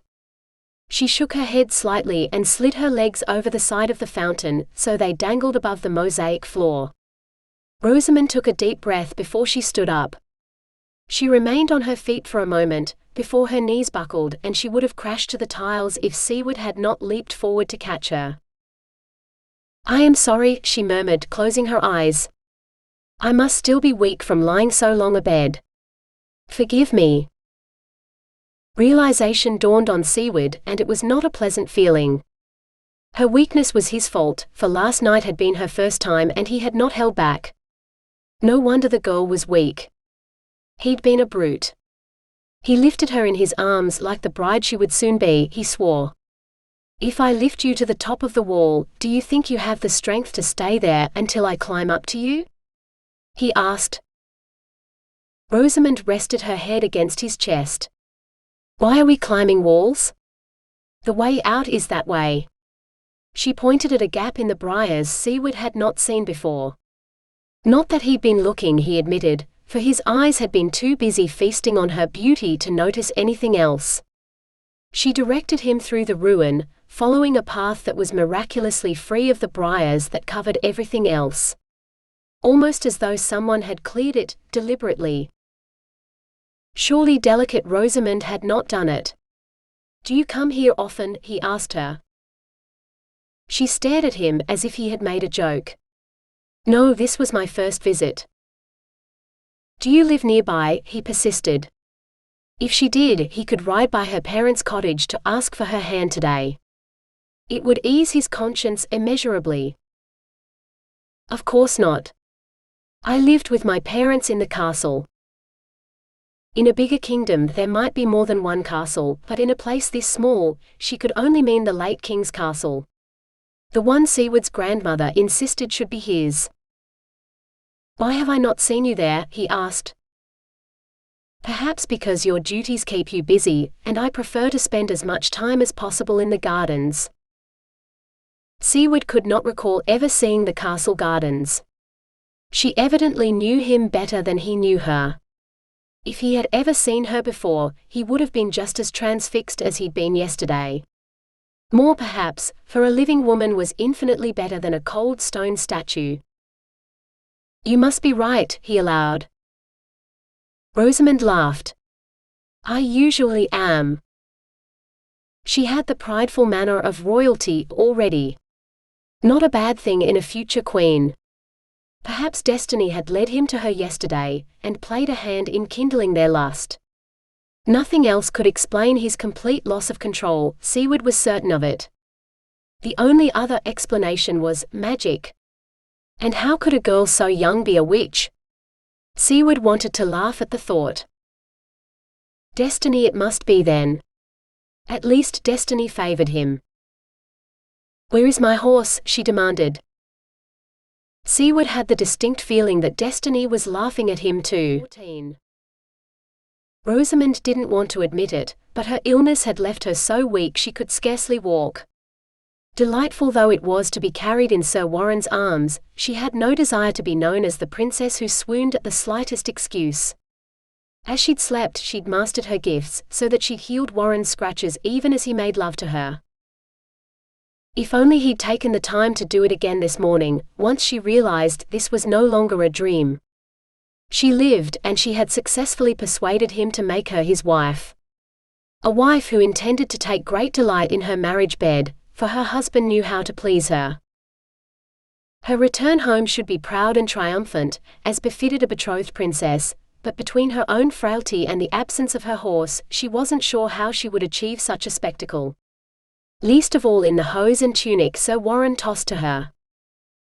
Of course she could hardly ride naked, but she'd had countless new gowns made for Queen Margarita's coronation. Surely Sir Warren could not have burned them all. Yet, it seemed he had. Not only was all the cloth gone but all her clothing too. She toyed with the idea of sending him to the nearest town to procure something proper for a princess to wear, but that meant he would have to leave her alone here for who knew how long. No. It was a set of his own ill-fitting garments or nothing. When they reached a town, then she would insist he find something to replace what he had burned. He helped her dress, then lifted her onto the back of his palfrey. For a while he walked beside the horse with the reins wrapped around his hand, but when Rosamond came close to fainting in the summer heat, he mounted up behind her, and only his strong arms kept her from slipping out of the saddle. "Rest, Rosamond. I shall keep you safe," he promised. Sleepily she nodded, and the rest of the journey passed in what she described as a blurry doze.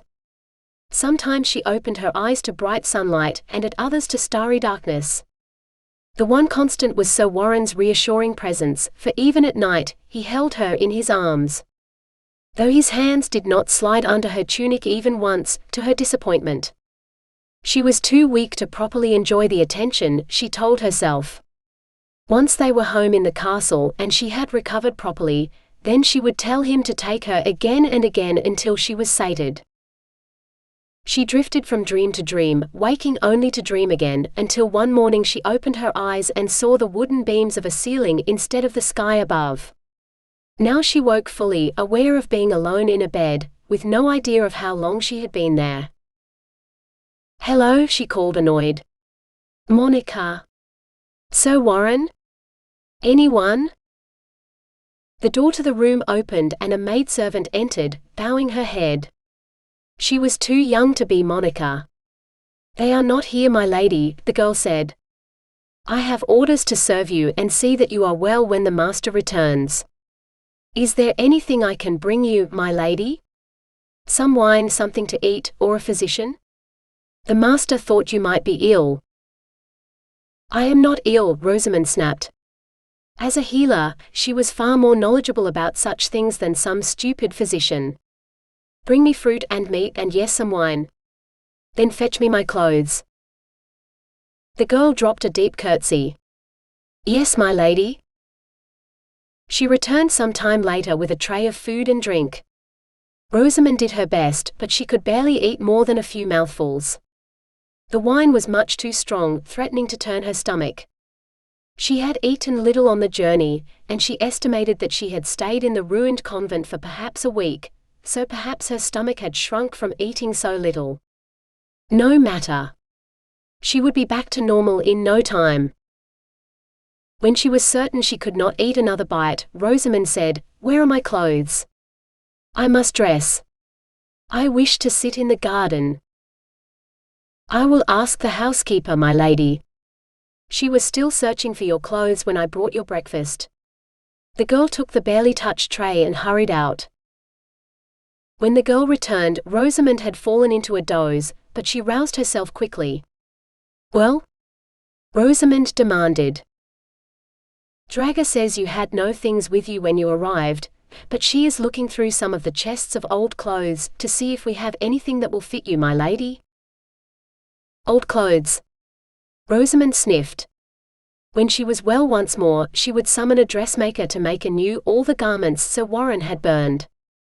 In the meantime, she would accept the housekeeper's charity, for it was surely the best the woman had.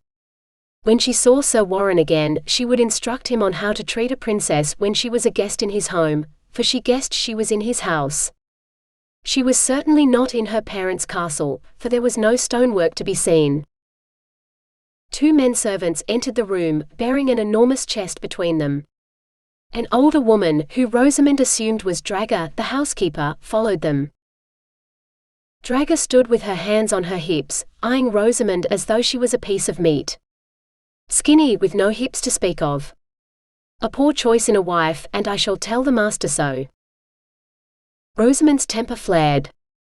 "Your master has better judgment than you. There is nothing wrong with my hips, as your master knows well."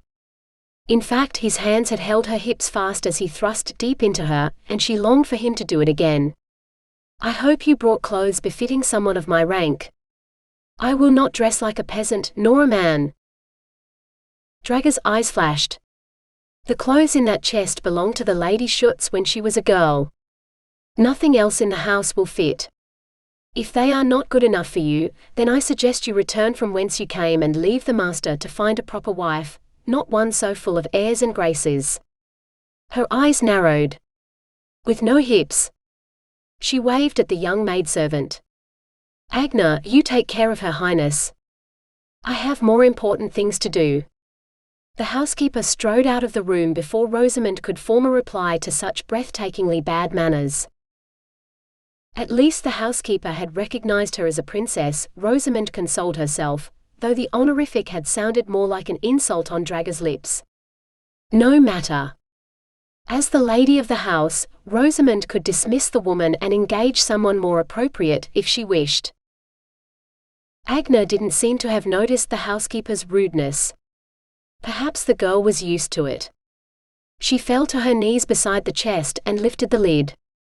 "Lady Schutz always looks so lovely. "I'm sure these gowns will be everything you could want, my lady," she breathed, drawing out the first one, a simple dress of black linen. Or was it dark grey? Rosamond could not be sure. The second gown the girl lifted out was a much more becoming shade of pink, though it too looked like it might have faded. "This is beautiful. I have never touched cloth so smooth." That got Rosamond's attention. "Is it silk? Bring it here." She reached for the dress and was relieved to find that it was indeed silk. As were most of the dresses in the chest. Rosamond selected the gowns in shades of pink and green, before dismissing the rest as unsuitable. She breathed a sigh of relief. At least she would have something to wear until the castle dressmaker could create a new wardrobe, befitting both a princess and Sir Warren's new bride. For a bride she would be. He had asked, and she had accepted, and they had already consummated their union beneath the moonlight. Her father would not refuse this match, she was certain of it. Especially not if she announced it to him herself before Sir Warren asked for her hand. "Does my father know I am here?" Rosamond asked. "I do not know, my lady. I can send word to him if you wish. But surely he must know, for if you are to marry the master, he would have your father's blessing. He is very strict about matters of honor, is the master. There are tales of maids in other households being dishonored, but you will never hear of such a thing here." Agnes sounded quite proud of this.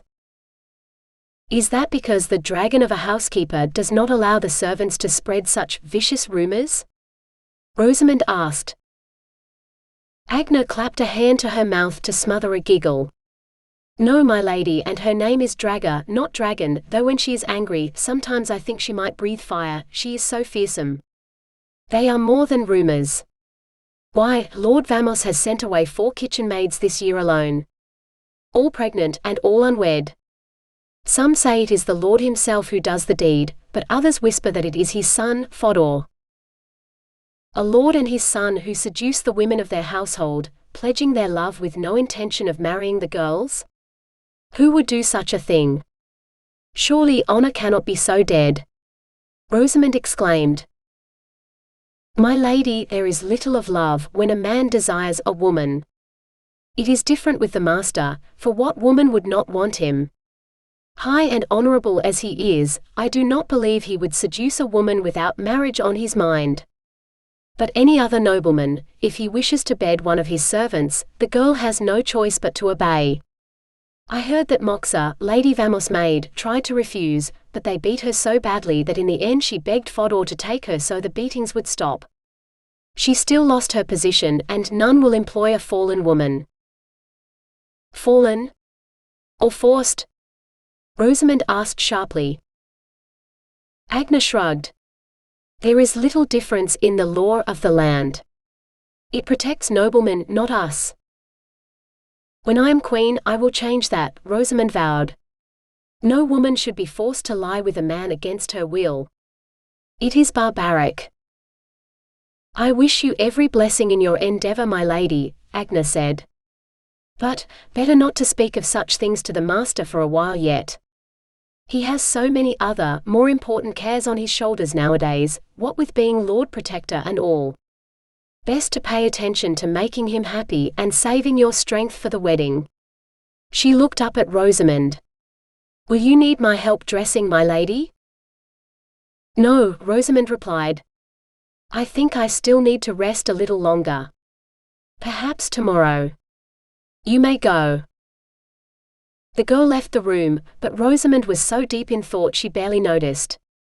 Before, Rosamond had believed that being queen was an irritating obligation, and marrying well would allow her to leave ruling up to her husband. No more. Not if women were being raped by the very noblemen the kingdom depended on to protect the people. Lord Vamos, his son, and any other man who thought women were chattels to be used and thrown away, were in for a rude shock when she ascended the throne. For the first time in her life, she looked forward to her coronation. 15. Rosamond waited for Warren to visit her, but there was no sign of him, and when she asked Agnes about her master's whereabouts, the girl simply said she did not know. Patience had never been Rosamond's strong point, so after 2 days abed, she decided to try walking again.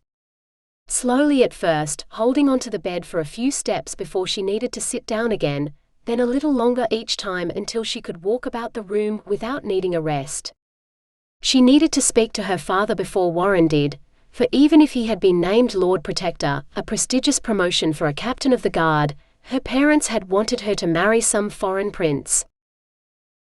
She simply had to convince them that Warren was the better choice. But first, she had to regain her strength, and the fastest way to do that involved spending time in Warren's garden if she could find it. If not, she could always cuddle up to the nearest tree. A mighty oak did not have the ebullience of something faster growing like a rose or berry bush, but she did not need to borrow much energy for what was more a tonic than proper healing. Cautiously, Rosamond made her way downstairs. The bedchambers were on the highest floor of the house, above the great hall, with the kitchens and servants' quarters in the partially subterranean lowest level, she discovered as she descended. A mob of wide eyes greeted her as she reached what must have been the servants' dining hall. "What are you doing here, my lady?" Agna asked, no less surprised than the rest. A princess did not apologize to those lower than her, Rosamond remembered, as if her mother was even now hissing the words into her ear. Rosamond lifted her chin. "Looking for a garden to sit in." "The master does not have a garden to speak of, my lady, unless you count the kitchen garden with the herbs and vegetables." "Or the orchard," a young boy piped up.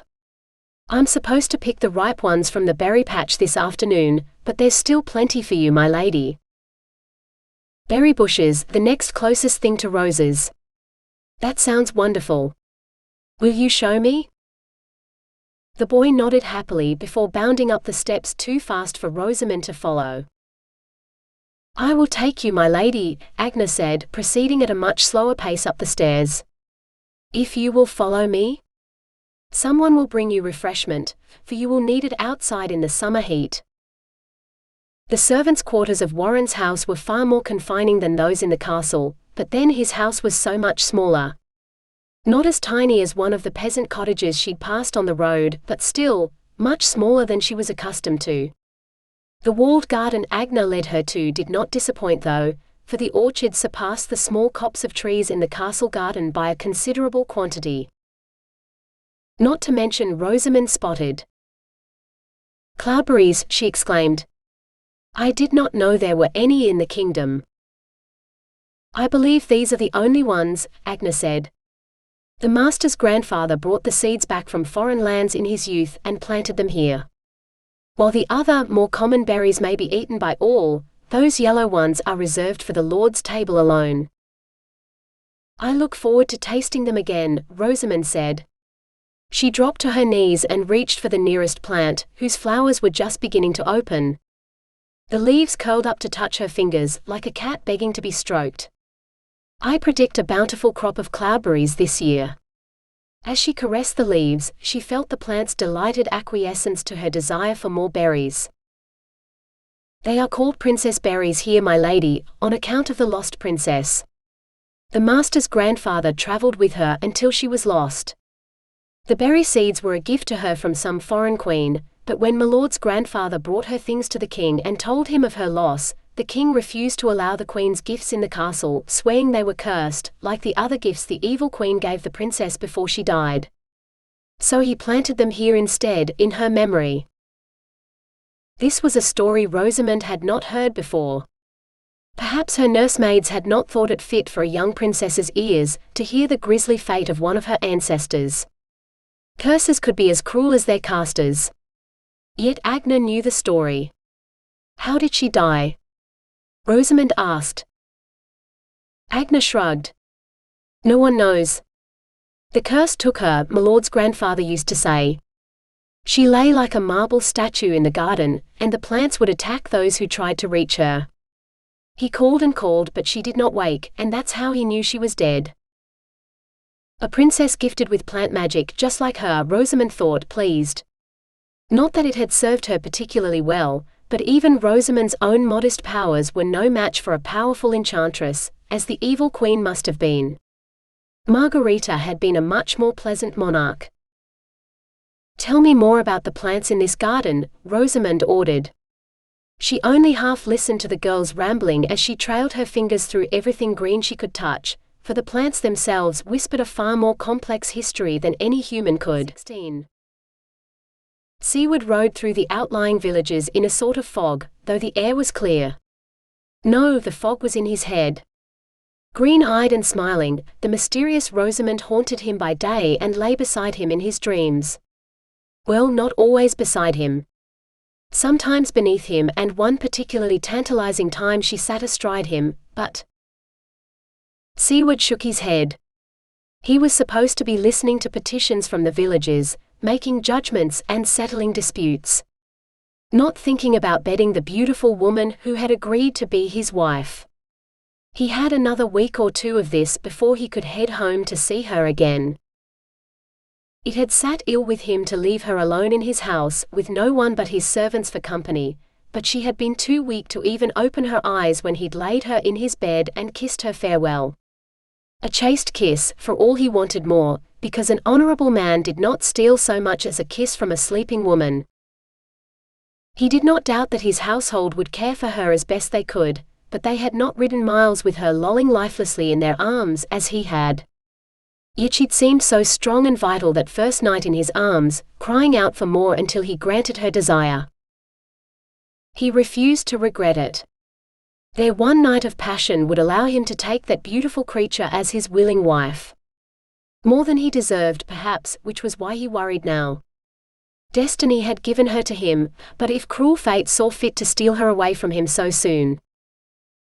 Siward prayed that she would regain her strength in his house, instead of wasting away to nothing. Perhaps the place he had found her was magical, granting her strength that waned the further she traveled away from it. No, that could not be true. She had nearly fallen when she'd first tried to stand up. He could scarcely wait to go home, when he hoped she would fall into his arms again. Not from weakness but from sheer joy at seeing him again. Siward had to laugh at himself for that foolish thought. How could he bring a girl joy when he'd barely known her for a night? A night where they'd had little time or breath for conversation. Yet he knew if she asked him to, he would claim the crown for her. There was no doubt in his mind that she would make the perfect queen. Gracious and beautiful, fearless yet soulful, no wonder she was always in his thoughts. Every glimpse of green reminded him of her eyes. Every time a leaf brushed against him, he thought of the night they'd shared in their bed of roses. Finally, he made his last judgment at Arkosh, a tiny village at the foot of the mountains that marked the kingdom's easternmost boundary. Though they offered him hospitality for the night, Siward refused, wishing to sleep in the forest instead. Not that he told the village headman that, of course. He told the man he was needed in the capital, to solve the matter of the succession. An excuse that had the virtue of being true. He waved to the townspeople as he rode off, his saddlebags filled with provisions he did not need but could not refuse. Siward intended to spend the night in a small dell he had found on his way to Arkosh, where the soft grass had cushioned him as he spent the night enchanted by vivid dreams of Rosamond. Soon he promised himself he would be home. They would be wed and he could do all the things he dreamed about with his very real wife, instead of his illusory goddess. 17. Slowly but surely, Rosamond regained her strength. The garden bloomed as happily as she did. More than once, she had overheard the servants talking about it, but she refused to be deterred by idle talk. When she saw her father again, she wanted to appear as hale and healthful as the day she departed for King Eric and Queen Margarita's court. After 4 weeks of spending every day in the garden, Rosamond decided it was time. On the morrow she would don her finest gown, or at least the least faded gown in the chest of old clothes Draga had foisted on her, and proceed up to the palace, where she would seek an audience with the king and queen and explain her plan for the future. The best of intentions rarely survive until morning, especially when illness sets in. Rosamond's improving appetite disappeared overnight, and what she did manage to swallow she only threw right back up again. She felt dizzy and weak, as she had when she had first arrived. Rosamond had no more time for weakness, she decided, as she dragged herself outside to the garden. Reaching deep into a bramble bush, she let the thorns pierce her skin as she commanded the plant to help her heal herself. Her heart beat loud in her ears as it always did when she attempted magic on herself, deafening her to all other sound. Or it should have, but for an eager thrumming she had never heard before. What was it? She asked the plants as she searched for the source. The answers she received sounded like saplings and seeds, which made no sense. No plant she knew sounded like a rapidly beating heart. And then she knew. Reaching deep inside herself, Rosamond found the sound source. A heart so tiny she could scarcely see it, but a human heart nonetheless. Within her she carried Warren's child, and after her the next heir to the throne. Contrary to his usual custom, Siward left his horse to his groom's care instead of caring for the animal himself. It had been 8 weeks, nay 58 days since he had last seen Rosamond, and he longed for her the same way the first spring flowers sought the sun. He needed her.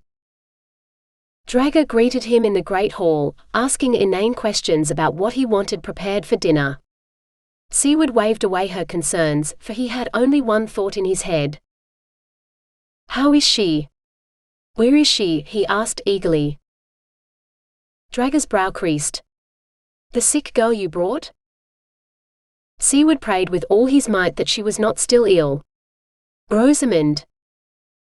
She's in the garden." "She's always in the garden," Draga said. Exactly where she should be, Siward thought as he bolted for the door. It was the height of summer, and everything bloomed so brightly he didn't see her at first. The green gown and white shift she wore underneath blended so well with the leaves and blossoms behind her, that he might have missed her entirely had she not moved. Her face lit up with joy, just as he'd imagined it would. He raced across the garden and swept her into his arms, heedless of who saw, as he kissed her with more passion than he'd ever shown anyone else in his life. Siward wanted more. He wanted to throw her to the ground, tear off her gown and make love to her like he had every night in his dreams, but he knew he could not do such a thing. Not to her. Her body yielded to him so readily even now that he did not dare abuse her trust. Not again. He would not take her to bed until they were properly married, he swore. "You are home sooner than I thought. Your servants said it would be another 2 weeks at least," she said, her smile lighting up the morning brighter than the sun. "I could not stay away from you," he confessed. "I want us to be wed as soon as possible. Tomorrow if we can." She drew away from him, bowing her head. "First I must speak to my father." Of course. In his eagerness, how could he have forgotten? "I will speak to him. I will ask for your hand and all will be well." No father in the kingdom would refuse him, Siward knew. "What is his name?" "I shall summon him and we shall have his answer before nightfall." This did not please Rosamond, who shook her head violently. "You cannot summon him. Not my father. I must speak to him, and only then can you ask him for anything." Perhaps her father was a nobleman who thought to claim the kingship for himself. A man with such pride would not agree to Siward's suit until his future son-in-law sat firmly on the throne. So be it. There was nothing he would not do for her, and ruling a kingdom was a small price to pay for happiness with her. "It shall be as you say," he conceded. "On the morrow I will go to the castle to attend to some important business, while you speak to your father. Once my business and your conversation are concluded, then I will speak to him. We will be happily wed before this summer is over, I promise." "I believe you." She did not leave his side for the rest of the day. Even at supper they shared a bench, while Draga muttered under her breath. Siward wanted to laugh, surely his housekeeper had been in love before. If she had, she would understand the bond between him and his betrothed. It felt almost painful to part with her to go to separate sleeping chambers, but he forced himself to do no more than kiss her goodnight before vanishing into one of the seldom-used guest chambers. After all, he consoled himself, she would invade his dreams the moment his eyes closed. He did not have to wait long. Sleep stole over him like a magic spell, where the witch was his wife-to-be and he would not have it any other way. Rosamond refused to sleep alone once Warren had returned. She belonged in his bed, and she'd seen her own desire mirrored in his eyes from the moment he arrived. So she waited until she thought he was asleep, and crept into his bedchamber. Shucking off her shift, she slid under the blankets beside him. She took his hands in hers and placed them on her body, stroking his fingers along her skin until he took control and caressed her on his own. His soft kisses turned hungry as his hands pushed her legs apart just like she wanted him to, before he thrust deep inside her. Rosamond gasped in surprise and pleasure. Tonight, he needed no urging as he drove her to heights of pleasure she had never known before, not just once but over and over until her frenzied cries mingled with his. When they were both sated, she wanted nothing more than to fall asleep in his arms, but Rosamond knew she must return to her own chamber, at least until they were wed. She needed to be well rested for her interview with her father on the morrow. 20. So we are all in agreement then? Until we find a way to break down the wall or another claimant with a more direct line of descent from the royal family makes himself known, Lord Siward shall be king. Siward blinked, not sure he had heard Lord Vamos correctly. For as long as he could remember and as recently as the last time the King's Council convened, Lord Vamos had been his most vocal opponent. His claim to the throne had been tenuous at best, a bastard he claimed was a byblow of the king's, 3 or 4 generations into the past. Lord Vamos didn't even have proof of his claim, for the bastard girl had never been acknowledged by her royal father, and the child she'd borne her husband might have been a bastard too, if the current lord's senescent great-grandfather had not decided to marry her scant weeks before taking to his deathbed. Which begged the question of whether the current lord's grandfather had been conceived in his father's deathbed. Yet here the man was, turning himself inside out to support Siward's claim to the throne. It almost made Siward want to refuse, for Lord Vamos would as soon hand him a cup of poison as a cup of wine. Nods and murmurs of assent issued from the men clustered around the table. Lord Vamos slapped his hand on the table. It is decided then. Siward shall be king, provided he can produce an heir within a year of his coronation. Ah, there was the rub. Siward was the only man among them who did not have a son, or a wife by which he could beget more. Fortune favored him, for that would soon change. Siward rose. With a heavy heart, I accept the honor of being your king, gentlemen. Let us set as early a date as possible for my coronation. The kingdom has been without a king for long enough. Lord Vamos flashed a smile that reminded Siward of a snake. It has been without a queen for even longer. Unless you have a wife tucked away somewhere secret, I suggest. Siward held up his hands for silence. I have already chosen my queen, my lords. As your king, I will do everything in my power to ensure the security and the succession in our kingdom. If the wall ever comes down, though this summer it seems stronger than ever, our neighbors will find us secure in our monarchy, with no need to look outside our borders for some distant relative of the late king. He named me regent on his deathbed, as you all know, but I never thought then that I would be safeguarding the throne for myself. I thank you for your faith in me, my lords. He inclined his head, far from the usual bow he would have given these men before today, but a king bowed to no one. He might not be king yet, but in their minds he must appear to be. With an imperious wave, he dismissed them. 21. Rosamond's morning sickness returned with a vengeance on the morrow, as if to punish her for spending the night in her husband-to-be's bed. She endured it, as she knew she must, until finally she managed to choke down some small cider that did not immediately come back up. With Agnes' assistance, she dressed in a pink gown that reminded her of the one she'd worn to the tournament on the day Warren had won the melee. A fitting gown to wear to the palace, where she would do battle with her father for the right to marry Warren. As it was almost noon, Rosamond decided to attempt to eat the noonday meal before she left. She would feel far better with a full stomach than an empty one, she knew. Feeling every inch the princess, Rosamond announced that she would take her meal in the garden instead of the great hall. Draga muttered under her breath, then headed down to the kitchen to obey her order. Rosamond breathed deeply as she stepped outside into the sunshine, where Warren's happy garden awaited her company. She brushed her fingers through their leaves as she passed, drawing strength from their affection. She would need all the strength she possessed to win this encounter, and win she must. 22. Siward stopped at the door to his grandmother's cottage to take a deep breath. She was but a frail old woman and no threat to anyone, he told himself, but he knew it was a lie. She could flay a man alive with her sharp tongue alone, and every maiden in the kingdom was terrified of her. Some called her a witch, but never to her face, lest Lady Schutz put an evil spell on them. He knew there was no truth to her being a witch. His grandmother silenced him at the mere mention of magic, for in cursing the princess, the evil queen had cursed her too. Cursed her to a life where she no longer had a position, for she had no mistress, and no other lady in the kingdom would dare to employ the lady-in-waiting who had served the princess, for how could any woman ever measure up to her?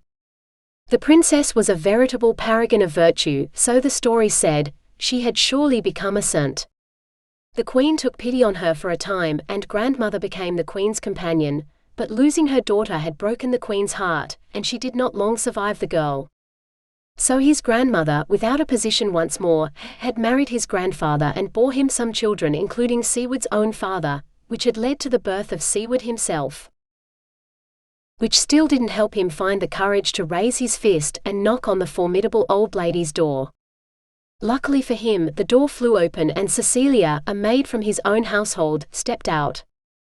She gave a little start of surprise before she curtsied to him. "Have you come to visit Lady Schutz, master? I shall tell her you are here." Siward nodded and followed the girl inside. He needed no introduction, after all. He would stay long enough to tell his grandmother that the council had accepted his claim to the crown, and that he had chosen his queen. Grandmother would be too busy planning his coronation to spare a thought for Rosamond. Yes, that was the plan.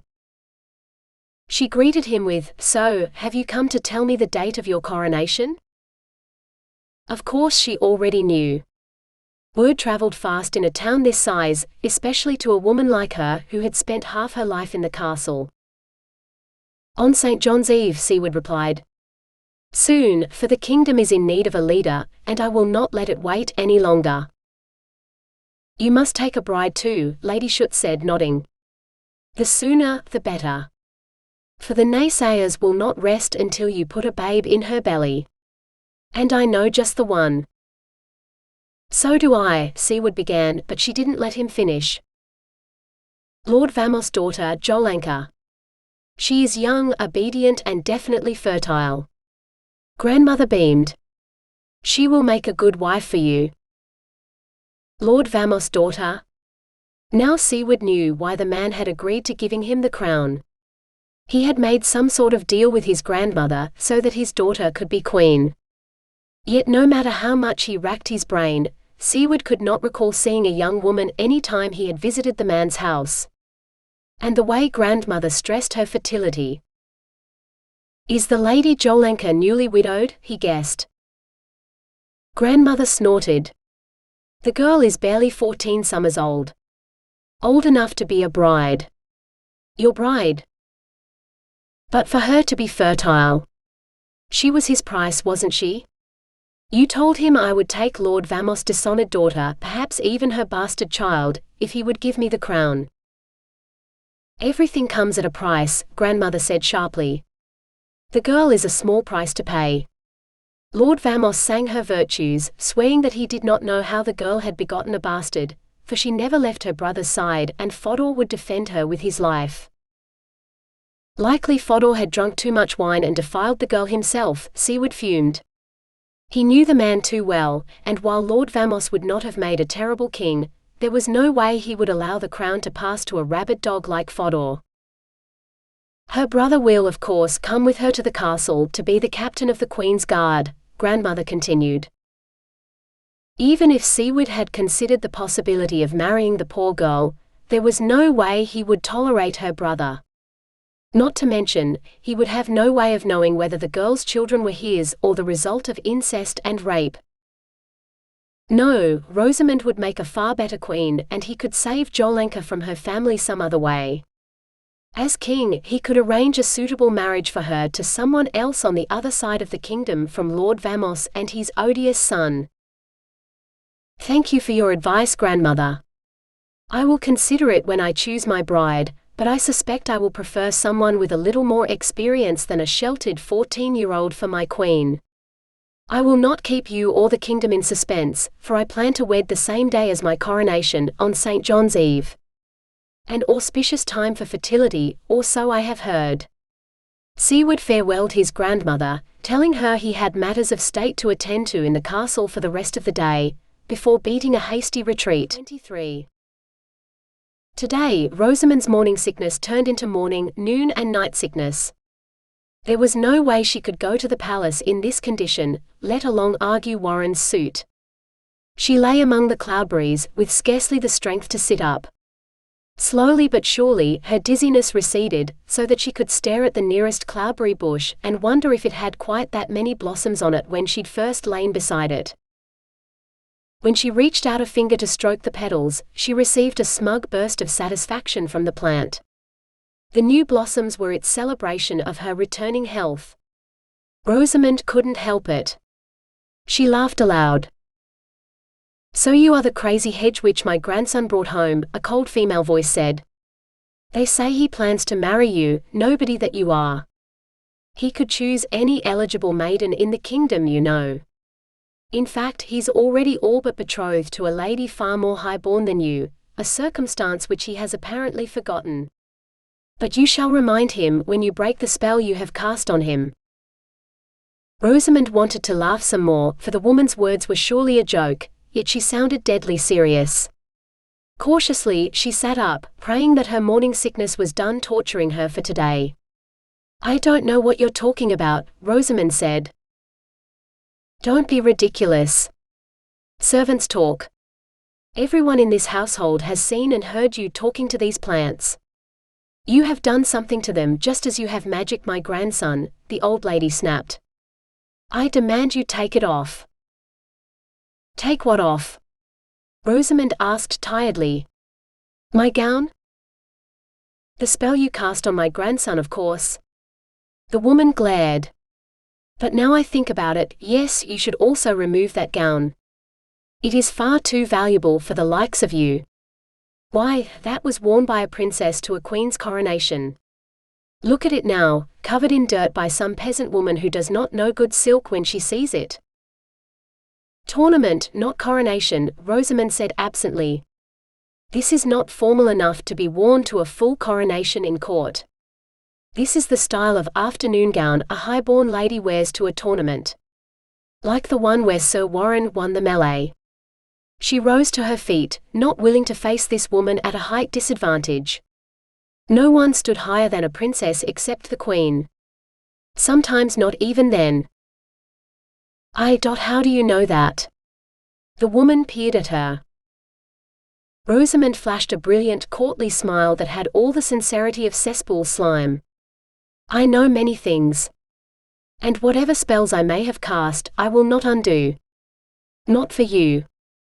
The only spells she could cast were healing ones anyway. What grudge did this woman bear against Warren that she wanted him not to be healed? You are a low-born, ignorant hedge witch who has placed my grandson under a spell so that he believes himself in love with you. You shall remove it, or I shall summon the guards and you shall be charged with treason, the strange woman shrieked. Rosamond drew herself up. You are a rude, stupid old woman who knows nothing, least of all how to behave when speaking to someone of my rank. Remove yourself from my sight before I summon the servants to do it for you. She was proud of the fact that her voice remained cold and calm to the end, without a hint of her anger peeping through. The rude, stupid old woman drew her hand back and slapped Rosamond across the face so hard she sent the princess tumbling to the ground. 24. Siward arrived home just in time to witness Rosamond's meeting with Lady Schutz. His instincts drove him to dive between the two women, defending Rosamond, but he held himself back. If she was to be his queen, she would need to know how to respond to courtiers. Plus, he had to admit, he wanted to hear her defense for himself. He knew there had been magic in the air in the ruins, but he would bet his life that it was not of her making. Interesting. She did not deny the charge of being a witch, or of casting spells. Neither did she confirm grandmother's suspicions. Her regal response to the old lady's insults made him want to applaud. Oh, Rosamond was born to be queen. But when grandmother raised her hand to the girl, Siward did not move fast enough to prevent the blow. When she fell to the ground, his heart felt like it had dropped right out of his chest. Rosamond, are you all right? He asked. Lady Schutz battered at his shoulder. Get away from the witch. She will curse you, boy. Worse than she already has. Throw her out of your house and into a dungeon. Siward had no time for the old woman's hysterics. This woman will be my wife and your future queen. In fact, she's already carrying my child, the next heir to this kingdom, Siward boasted, hoping his grandmother would not spot that this last was a lie. If you ever attempt to strike her again, I will send you to a dungeon. Lady Schutz gasped in horror. Your own flesh and blood. After all I have done for you. You would not dare, boy. Try me, grandmother. I will marry Rosamond on St. John's Eve, and there is nothing you can do to stop me. Now get out. Grandmother drew herself up. Rosamond, is it? You don't deserve that name, just as you do not deserve my grandson. Mark my words, slut, you will never be queen. She turned on her heel, nose in the air, and stormed out of Siward's house. Siward stared after her for a moment, before he realized Rosamond still lay on the ground where she'd fallen. He hurried to help her up, checking her for injuries, but she assured him she was fine. She did not look fine, though. She had dirt all over her gown and a frown that made his heart ache. Tell me what is wrong, he implored.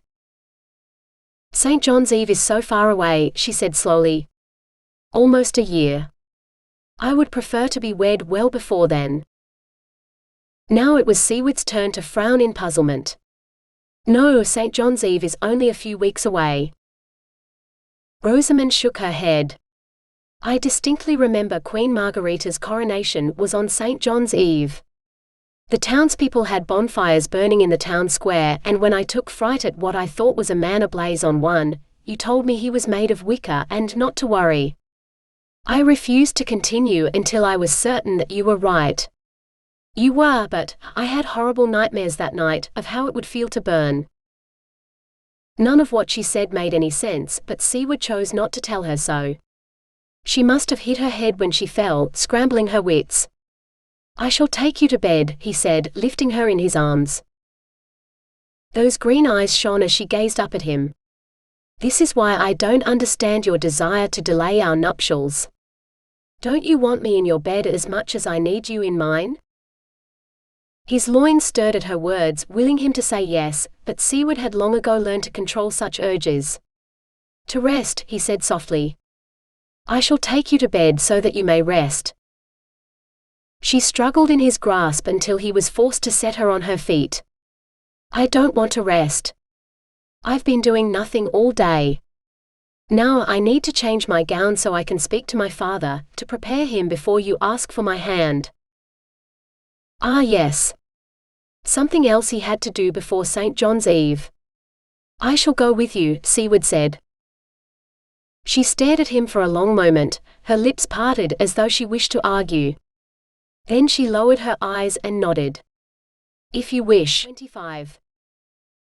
Rosamond rummaged through the chest of clothes in her chamber. Before, she had given the gowns little more than a cursory glance as she dressed each morning. But now she laid them out on the bed one by one and truly examined them. What she found frightened her. Mixed in with gowns she did not recognize were ones she most definitely did. The soiled gown she had worn today wasn't just like the one she'd worn to the tournament, it seemed to be the same gown, only faded from vibrant strawberry to a dusky rose. The gown she'd worn to Queen Margarita's coronation was more peach than pink now, for it had yellowed somehow. Faded, yellowed, and in one case frayed where the lacings had come apart, as if with age. She did not understand how it was possible. How had Warren brought her things to his home while he was still in the convent with her? Where was Monica then, and why did he not send for her? And why did he seem to think that it was still June when it was surely July? Rosamond sank to her knees on the floor beside the empty chest. Only it wasn't empty yet. A box she hadn't seen before, possibly because it was the same color as the base of the chest, remained. She lifted it out and opened it. Inside lay Queen Margarita's rose crown, as fresh as the day it was picked, though the flowers should be long dead and dried after so many weeks of travel. First the faded gowns and now this. Rosamond didn't know what to think. She felt Villa rise up in her throat that had nothing to do with morning sickness. Not this time. Rosamond did not know how long she sat there, her mind whirling with impossible explanations. No matter which one she tried to settle on, none of them made sense. She wasn't sure how long Warren stood watching her before he spoke. "What is that? Did you make it in the garden today?" He nodded toward the crown. Something else that didn't make sense. "No," she said slowly. "Queen Margarita wore this to her coronation, and afterward, she gave it to me. This traveled with us until we stopped at the convent, where I did not see it again until I found it here, in a box of my clothes." Warren closed the chest and perched on top of it. "I never heard of a queen by that name. Was she the one before Queen Maria?" "No. She was crowned only a few weeks ago. You were there. You fought in the melee and won, before you knelt before her to claim victory. Even though you had a broken arm, you still won." She stared up at him. "That's when I knew you were the only man I could trust to protect me, no matter what happened. And I healed you." Rosamond moistened her lips. "Don't you remember?" "You must have hit your head when you fell," he said. "Let me help you to bed, and on the morrow." "Don't you remember?" she repeated, more urgently this time. "Rosamond, you're not well." She jumped to her feet. "Answer me, Warren. Why don't you remember the Queen?" He stared back at her, impassive. "I don't remember a queen because I've never seen one. Queen Maria died soon after her daughter, nigh on 50 years ago now, and King Almos never really had the heart to replace her. And what with the wall and all, he couldn't really go looking for a new wife now, could he?" "Never seen a queen?" "Not possible. Unless—" Realization dawned, turning into horror. "You're not Sir Warren," Rosamond choked out. "You have all my things and you look like him, but you're not him. Who are you?" 26. Siward's heart sank. He'd known all along this was too good to be true. A beautiful woman waiting for him, inviting him into her bed, where he was unable to resist her charms. She'd been waiting for someone else. He rose. "I am Siward, Lord Protector of the realm and regent appointed by the king, until a suitable heir is found. By my count, for only a few weeks more." Siward bowed low before her. Her lips moved but no sound came out. "Regent? But what is wrong with the king?" Did she truly not know? "He died," Siward said gently. "Just this spring. He was an old man and he rarely left his bed. He passed peacefully in his sleep, but not before he named me regent." "How long ago did the queen die?" she whispered. "Almost 50 years ago now. Before my father was born and after the war closed us in," Siward said. "What of Sir Warren?" Her voice was so quiet now it was barely audible. "If by Sir Warren you mean my grandfather, who was the captain of the guard who lost the princess, he died when I was a boy, but not before he told me every story he knew." Siward swallowed. He had one regret in his life, and he spoke of it more and more as he got older. He wished he'd found a way to save her. Rosamond didn't seem to be listening anymore. Her eyes had a faraway look. How long did I sleep? Siward scratched his head. I don't rightly know. You were asleep when I found you, just before you woke. Did Sir Warren tell you how long ago he lost his princess? Her voice shook as her eyes filled with tears. Siward considered his words before he spoke. She was never his princess. Too high for him, and he knew it. He was just a captain of the guard. He would have given his life for her if he could.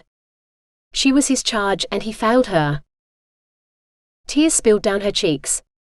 How long? He relented. 50 years.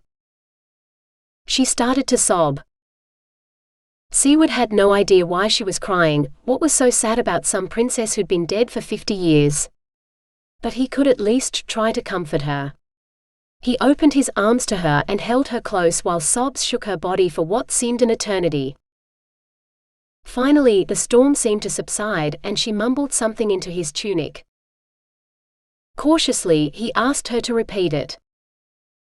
Release me, she ordered. He complied. She straightened, wiped the tears from her face, and managed to look every inch the queen he wanted her to be. How dare you, she said, her voice shaking with fury now. You pretended to be another man to make me feel affection for you, stole my maidenhead, and only now you tell me the truth? Your grandfather was a good man and an honorable one, but he would turn over in his grave if he knew what you have become. I stole nothing you did not give me freely, Siward shot back. You opened your arms and your legs and all but begged me to climb into your bed. You never asked my name, and I never pretended to be anyone but myself. What kind of woman waits naked in the woods anyway? Not an honorable one, that's for certain. If anything, this only inflamed her further. When I took to my bed, I was clothed as modestly as I am now. You know nothing about honor or what I have endured. Green eyes blazed. Siward spread his hands wide in invitation. Tell me then. Make me understand. She gave a slight nod. Very well. The day I went to sleep, I was dying of a plague picked up shortly after King Eric and Queen Margarita's coronation. 2 of my traveling companions were struck down with it too. I managed to heal them both but not myself, so I barricaded myself in that courtyard and lay down to die. If what you tell me is true, 50 years I lay there, dreaming without waking, as my body slowly rid itself of the deadly disease, and everyone I knew and loved died. Until the day you woke me. No. She couldn't be. If the princess were still alive, she'd be more than 60 years old. Nothing like the stunning beauty before him, who didn't look a day older than 20. It wasn't possible. Steadily she continued, then I was crowned Princess Rosamond, daughter of King Almos and Queen Maria. Now I am your queen. 27. The strange man who looked like Warren, Siward, was that what he'd said his name was, didn't look particularly impressed by her announcement. Weren't men supposed to bow to their queen? Well? Aren't you going to say something? Rosamond said finally, exasperated. You did hit your head, Siward said dryly. She blew out an angry breath. You mean you don't believe me? You think instead that I am mad, or making this up? You said it yourself, why would a maiden wait in the woods without her clothes? Well, I gave you my answer. I slept for 50 years, safe until you broke into my bower. Even if you are the lost princess, no one will believe you. Even I am not sure if I believe you. You should be the same age as my grandmother, not standing before me, looking younger than I am. Siward shook his head. If I were to place you on the throne today, the King's Council would declare that I am mad and give the throne to someone else. They would try to steal my throne from me? The very thought made her shake, though with fear or fury she was not sure. Siward laughed.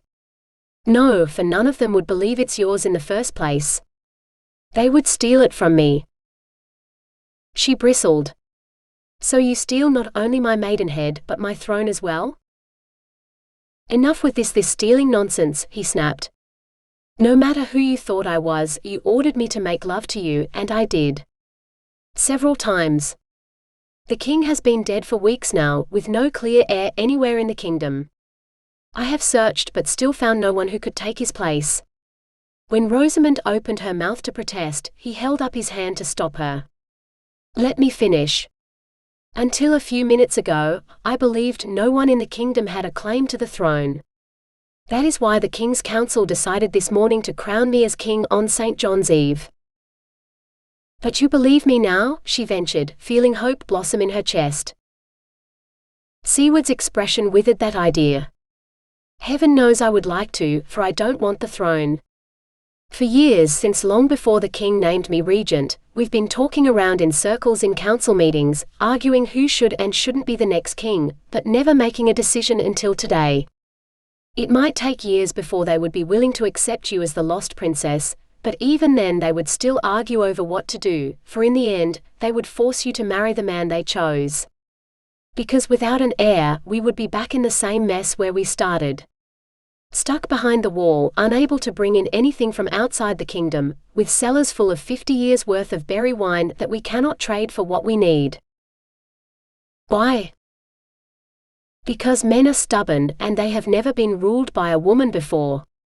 They squawk like chickens if I suggest even the slightest change. Rosamond shook her head.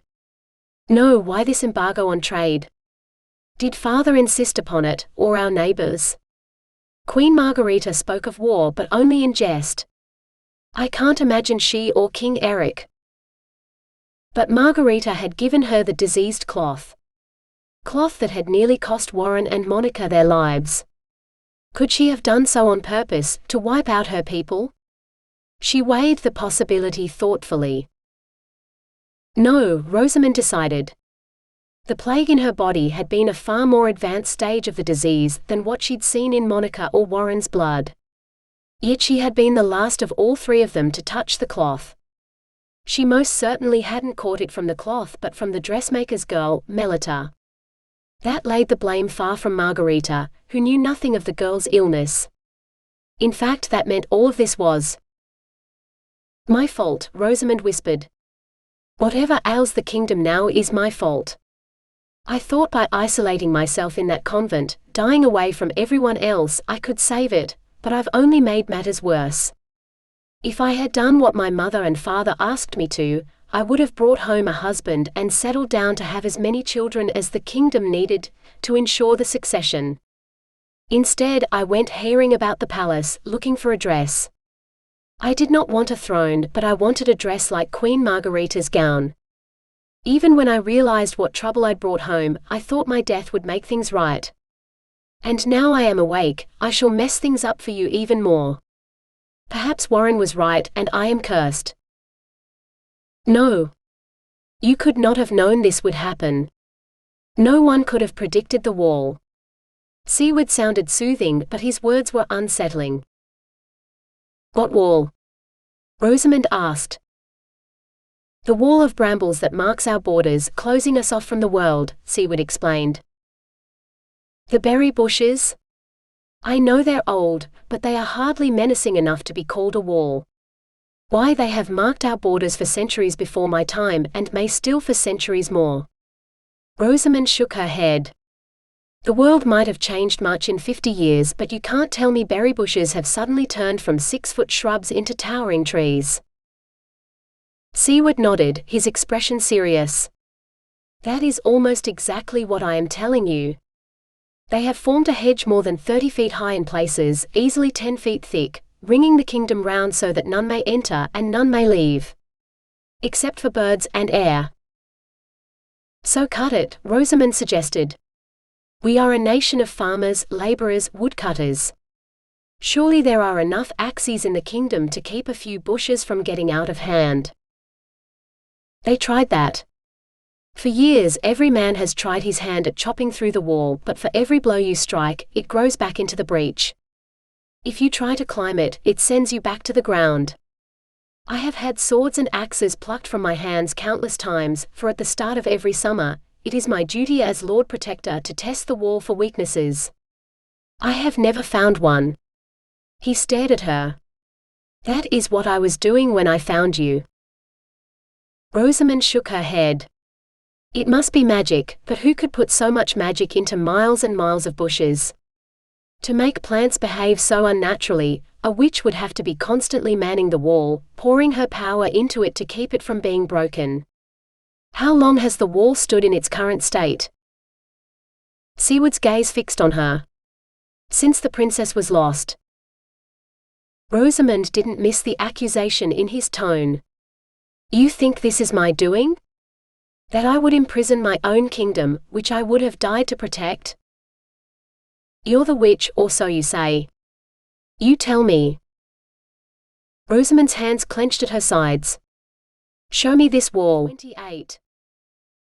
It was several days' ride to the nearest section of wall, but Rosamond did not complain once.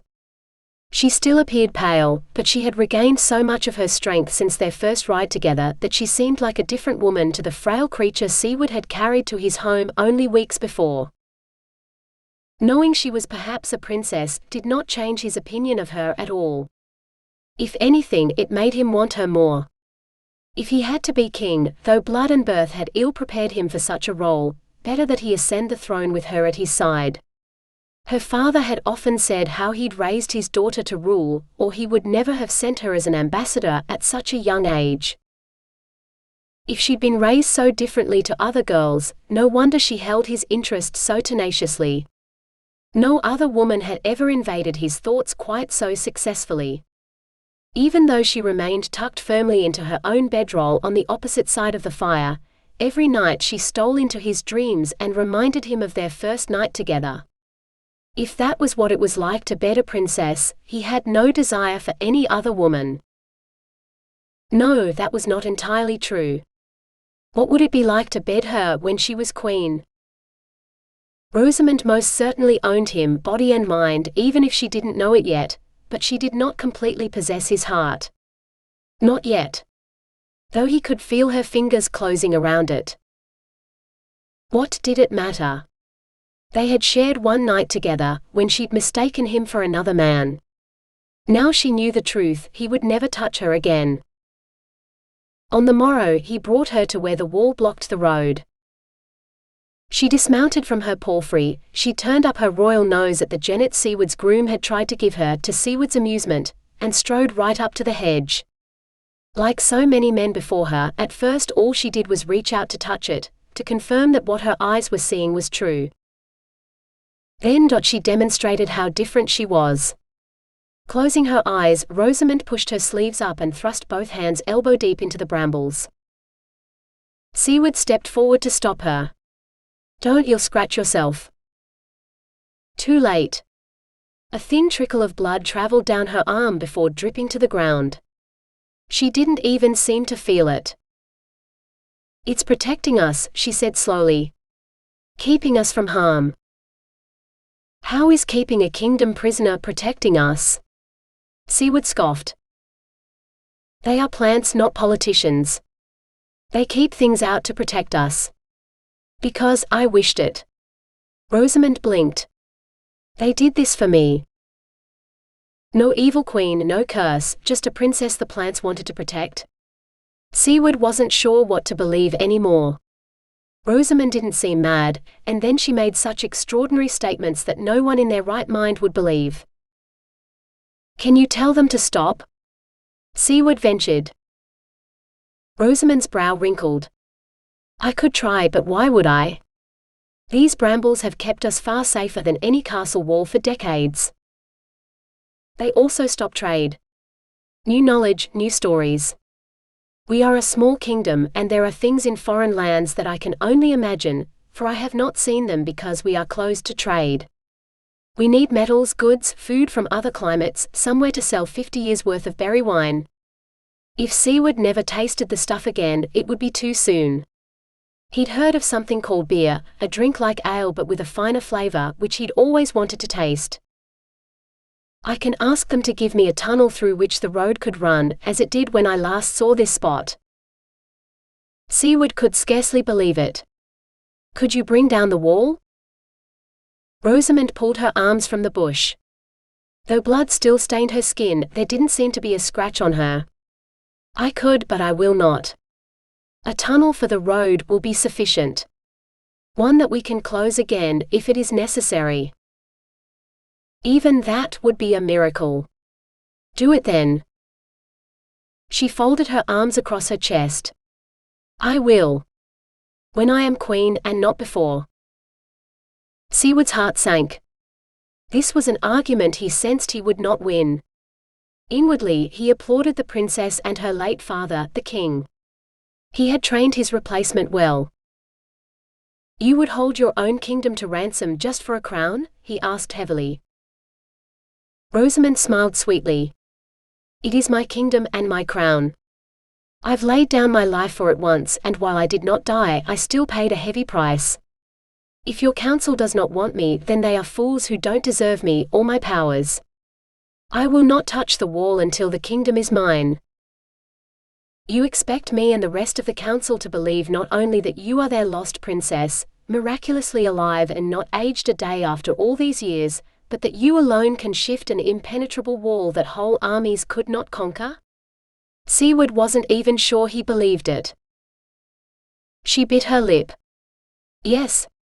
She lifted her hand, tracing a lazy curve in the air. You see?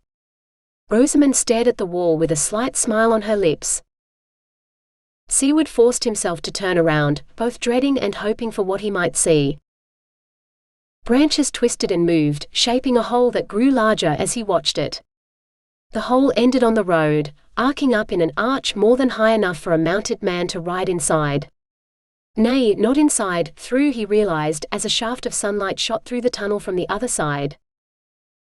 Siward fell to his knees. My God! No, Rosamond said sharply. Your queen. And, with another wave of her hand, the tunnel closed as if it had never been. 29. Siward said very little for the rest of that day, and most of the next. It was not until after dinner on the second night away from the wall, that he finally broke the silence between them. There is only one way you will be queen. Rosamond sipped from her cup of wine. Go on. Siward hesitated. You won't like it. She stared at him across the fire, wishing she could read his thoughts. I will not condone violence. The king's council were appointed by my father, which meant he trusted their judgment, or at least their loyalty. I will not have them killed. Siward looked stunned. I had not considered that possibility. Rosamond rose. Then consider it now. I will not rule a kingdom by fear. But you would hold it to ransom with the wall. She waved his accusation away. That is not the same. The wall is not a threat. I am certain most people regard it as a simple fact of life. If it were to disappear overnight, or open with no explanation, then you will see fear. But if a rumor were to spread that the wall appeared when the princess was lost, but it will open when she returns, and then you announce my miraculous return, the people will accept me and the change. Siward shook his head. But not the council. You will waste years arguing with them, and even then, they might not believe you. You might never regain the throne. Rosamond stamped her foot in frustration. No matter how stubborn they are, I will not let you kill them. Siward laughed softly.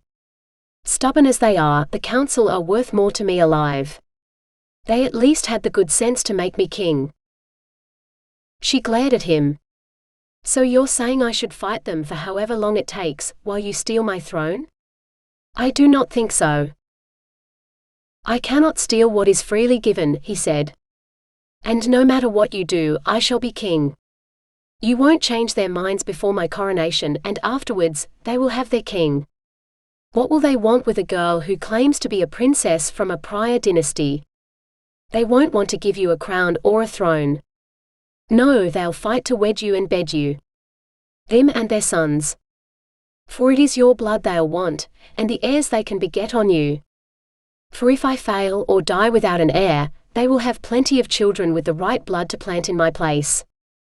They will never give their throne to a woman they consider little better than a broodmare. I am no one's bed toy. I was born to rule, Rosamond hissed. Siward folded his arms across his chest. There is a way. A way that will see you crowned queen before midsummer. Tell me and I shall do it. Siward looked like he was holding back laughter. Marry me. 30. Rosamond looked like she wanted to leap over the fire and plant her fist in his face, Siward decided. But her court manners were too ingrained for her to do anything so uncouth.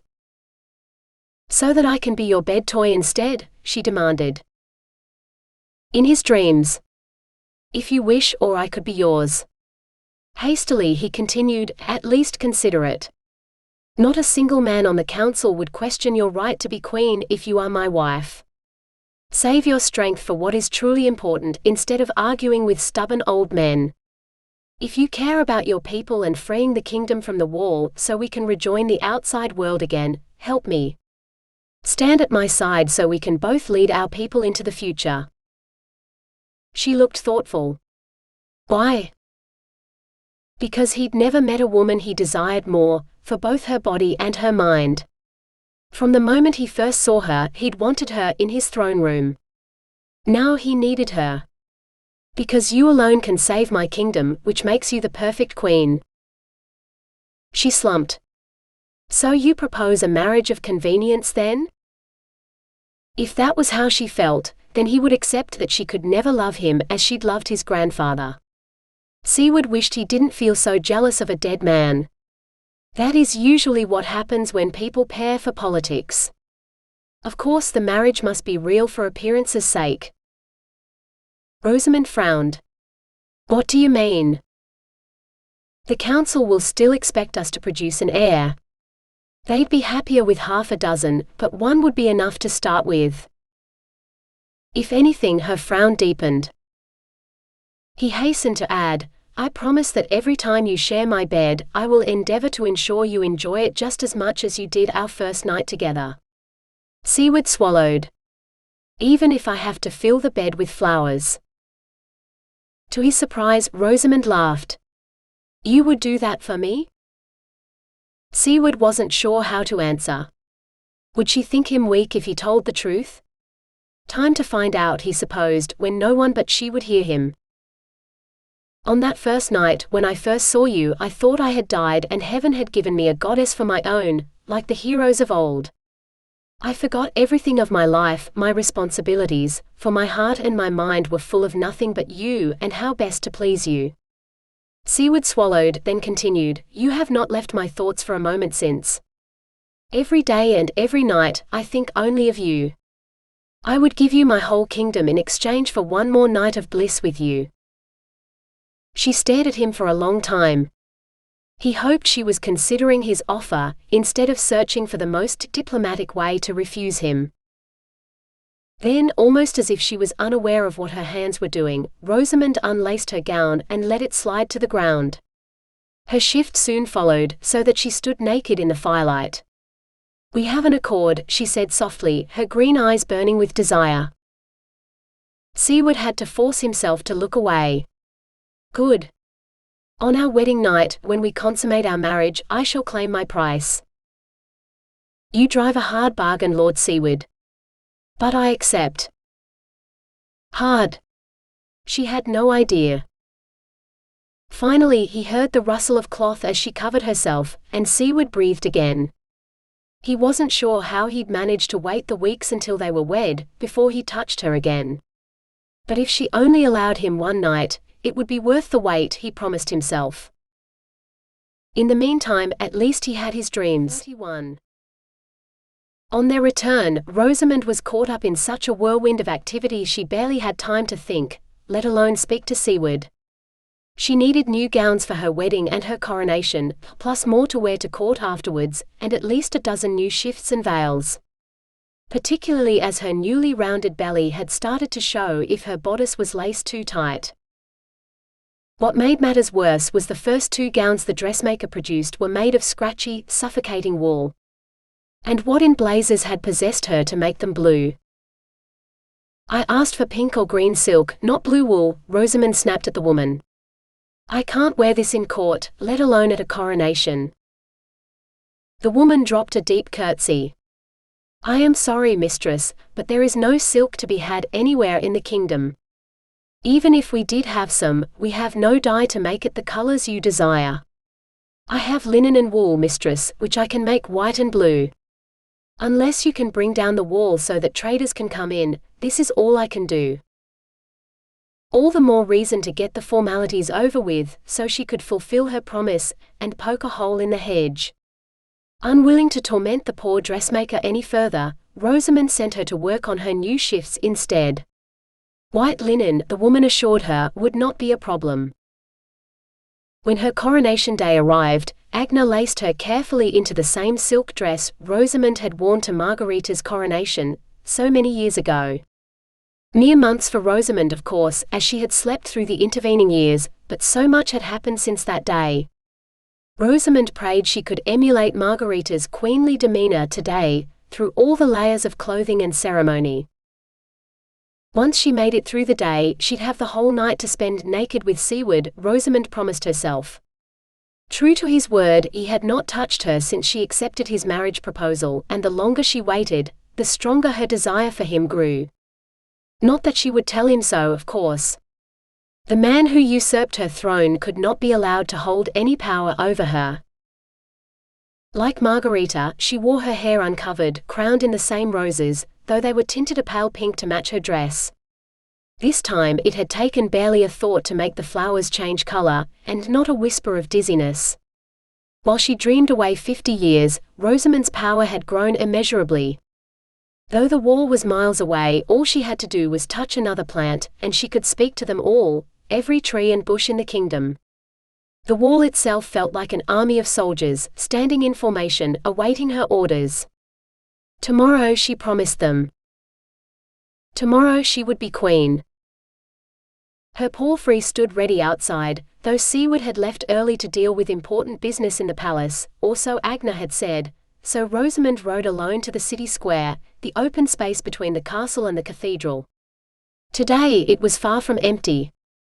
A huge bonfire stood in the center, waiting to be lit, with a life-sized wicker figure tied to a pole at the top. Smaller bonfires dotted the square, and people milled around, chatting and buying food from the vendors who had set up their barrows on the edge of the space. Rosamond's stomach churned at the thought of food. She had no appetite today. Something felt wrong, but she could not identify what. Hooded and covered by her cloak, Rosamond urged her skittish mount through the crowd until she reached the refuge offered by the castle bailey. There she found Siward, dressed in blue wool that still managed to look regal on him. When traders came to town, she would insist on buying him silks and velvets, as befit a king. For a moment, she forgot he was a usurper, and indulged her fantasies. He should have tunics tailored to show off his physique, widening at his broad shoulders as they narrowed to his taut belly. Cloaks of fur and velvet, which would keep him warm even if he rode through the kingdom in the dead of winter. She would have new gowns that fitted her new curves perfectly, so that his eyes were drawn to her every moment she was in the room, banishing all other thoughts from his head. She would rule, not him, as it should be.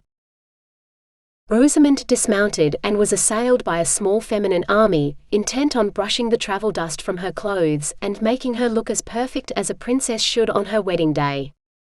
She knew none of them, but she thanked them graciously and swore to learn their names before the week was out. They scuttled out of the way, and Rosamond glanced up to see what had startled them. Siward stood before her, looking more nervous than she felt. "It is time," he said, extending his arm. "Ah, yes." In the absence of her father, Rosamond was a ward of the crown, which meant the only man qualified to hand her over to her husband was the king-to-be. Some bright spark in charge of protocol had decided that meant she would enter the cathedral with Siward. They would kneel together and say their wedding vows before they were crowned king and queen. Then they would walk arm in arm through the crowd to the castle, where they would change into rich clothes as befit the new royals, and a feast would be held in the great hall for all the noblemen and women of the kingdom. Later that night, after the feast, Siward would carry her to the king's bedchamber and make the whole dull day worth it. To Rosamond's surprise, it all proceeded as planned. Yes, she had stumbled over a broken tile in the cathedral on the way to the altar, and when Siward knelt on her skirt, he'd nearly torn the fragile fabric, but all his grandmother's threats came to naught when they spoke the vows that made them husband and wife. The priest raised his voice to proclaim their union to the assembled crowd, and a smattering of applause swept through the cathedral. Rosamond glanced over her shoulder. It looked like half the kingdom had tried to squeeze inside the vaulted building, and it sounded like the other half were waiting outside to congratulate the new king and queen. Which brought them to the ceremony she'd anticipated most. The priest who'd performed the wedding disappeared, to be replaced by a bishop who adored the sound of his own voice, or so it seemed to Rosamond. He sang, said prayers, and lectured them at length in a language Rosamond vaguely remembered from her childhood, but barely understood now. Finally, an acolyte stepped forward with an ornate chest that Rosamond recognized, for it held the king's and queen's crowns. The bishop took the king's crown and loudly presented it to the four corners of the earth. Then he lifted it high above Siward's head, and called on the uncrowned king to make his vows of sovereignty. Siward's voice rolled from his lips like velvet, caressing her ears and her heart, as he promised to rule, protect, uphold, and all the other things a good king did, casting a spell of his own over the crowd without any magic at all. Even Rosamond believed him. Siward would do all that he had promised, not because this was his kingdom, but because he was their king. The highest in the land, and yet their lowliest servant. She blinked back tears. He truly deserved the throne. The bishop fussed around him, anointing him with oil and wrapping a fur cloak around his shoulders before droning through another prayer. After this interminable monologue finished, Siward was permitted to rise and take his place at a specially prepared throne on the dais. Then it would be Rosamond's turn to receive the bishop's attentions. The bishop reached into the ornate chest a second time. "We're under attack," a frenzied male voice shouted, before running feet pounded on the cathedral tiles. "The wall has doubled in size, and now it is marching inward. It means to wipe us out." A man in torn clothing fell to his knees beside Rosamond. He smelled like he had not bathed in weeks. The wall, the wall." With a wink at Rosamond, the man collapsed in what appeared to be a dead faint. Even amid the man's appalling stench, she smelled a rat, but in the panic that erupted, he was borne away from her before she could lay a healing hand on him. She heard Siward and others shouting commands, but she ignored them all and made her way outside to the square. She scanned the space for something green and found a rose vine that had climbed its way up the castle's outer wall. She grasped it and sent her thoughts winging across the kingdom to the wall, which still waited, obedient to her command. Unmoving. Unchanged. The same size as the day she first touched it. And definitely not attacking anyone. Whoever the smelly man was, he was a liar, sent to disrupt the coronation. She had to find Siward, to tell him the truth, so they could complete the ceremony. Now, more than ever, she needed to be queen. 32.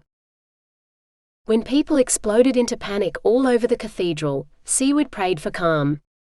He shrugged off the royal robe and set his crown on the throne he had occupied for barely a moment. What were they but empty symbols, anyway?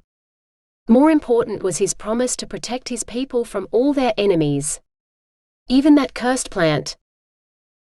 Striding through the milling crowd, he shouted for a groom to saddle his horse and pack provisions for a journey to the border. Lord Vamos caught his arm. "The council will keep the peace until your return." Siward thanked him, relieved. The council might not be good at making decisions or agreeing to change, but they excelled at keeping the populace calm.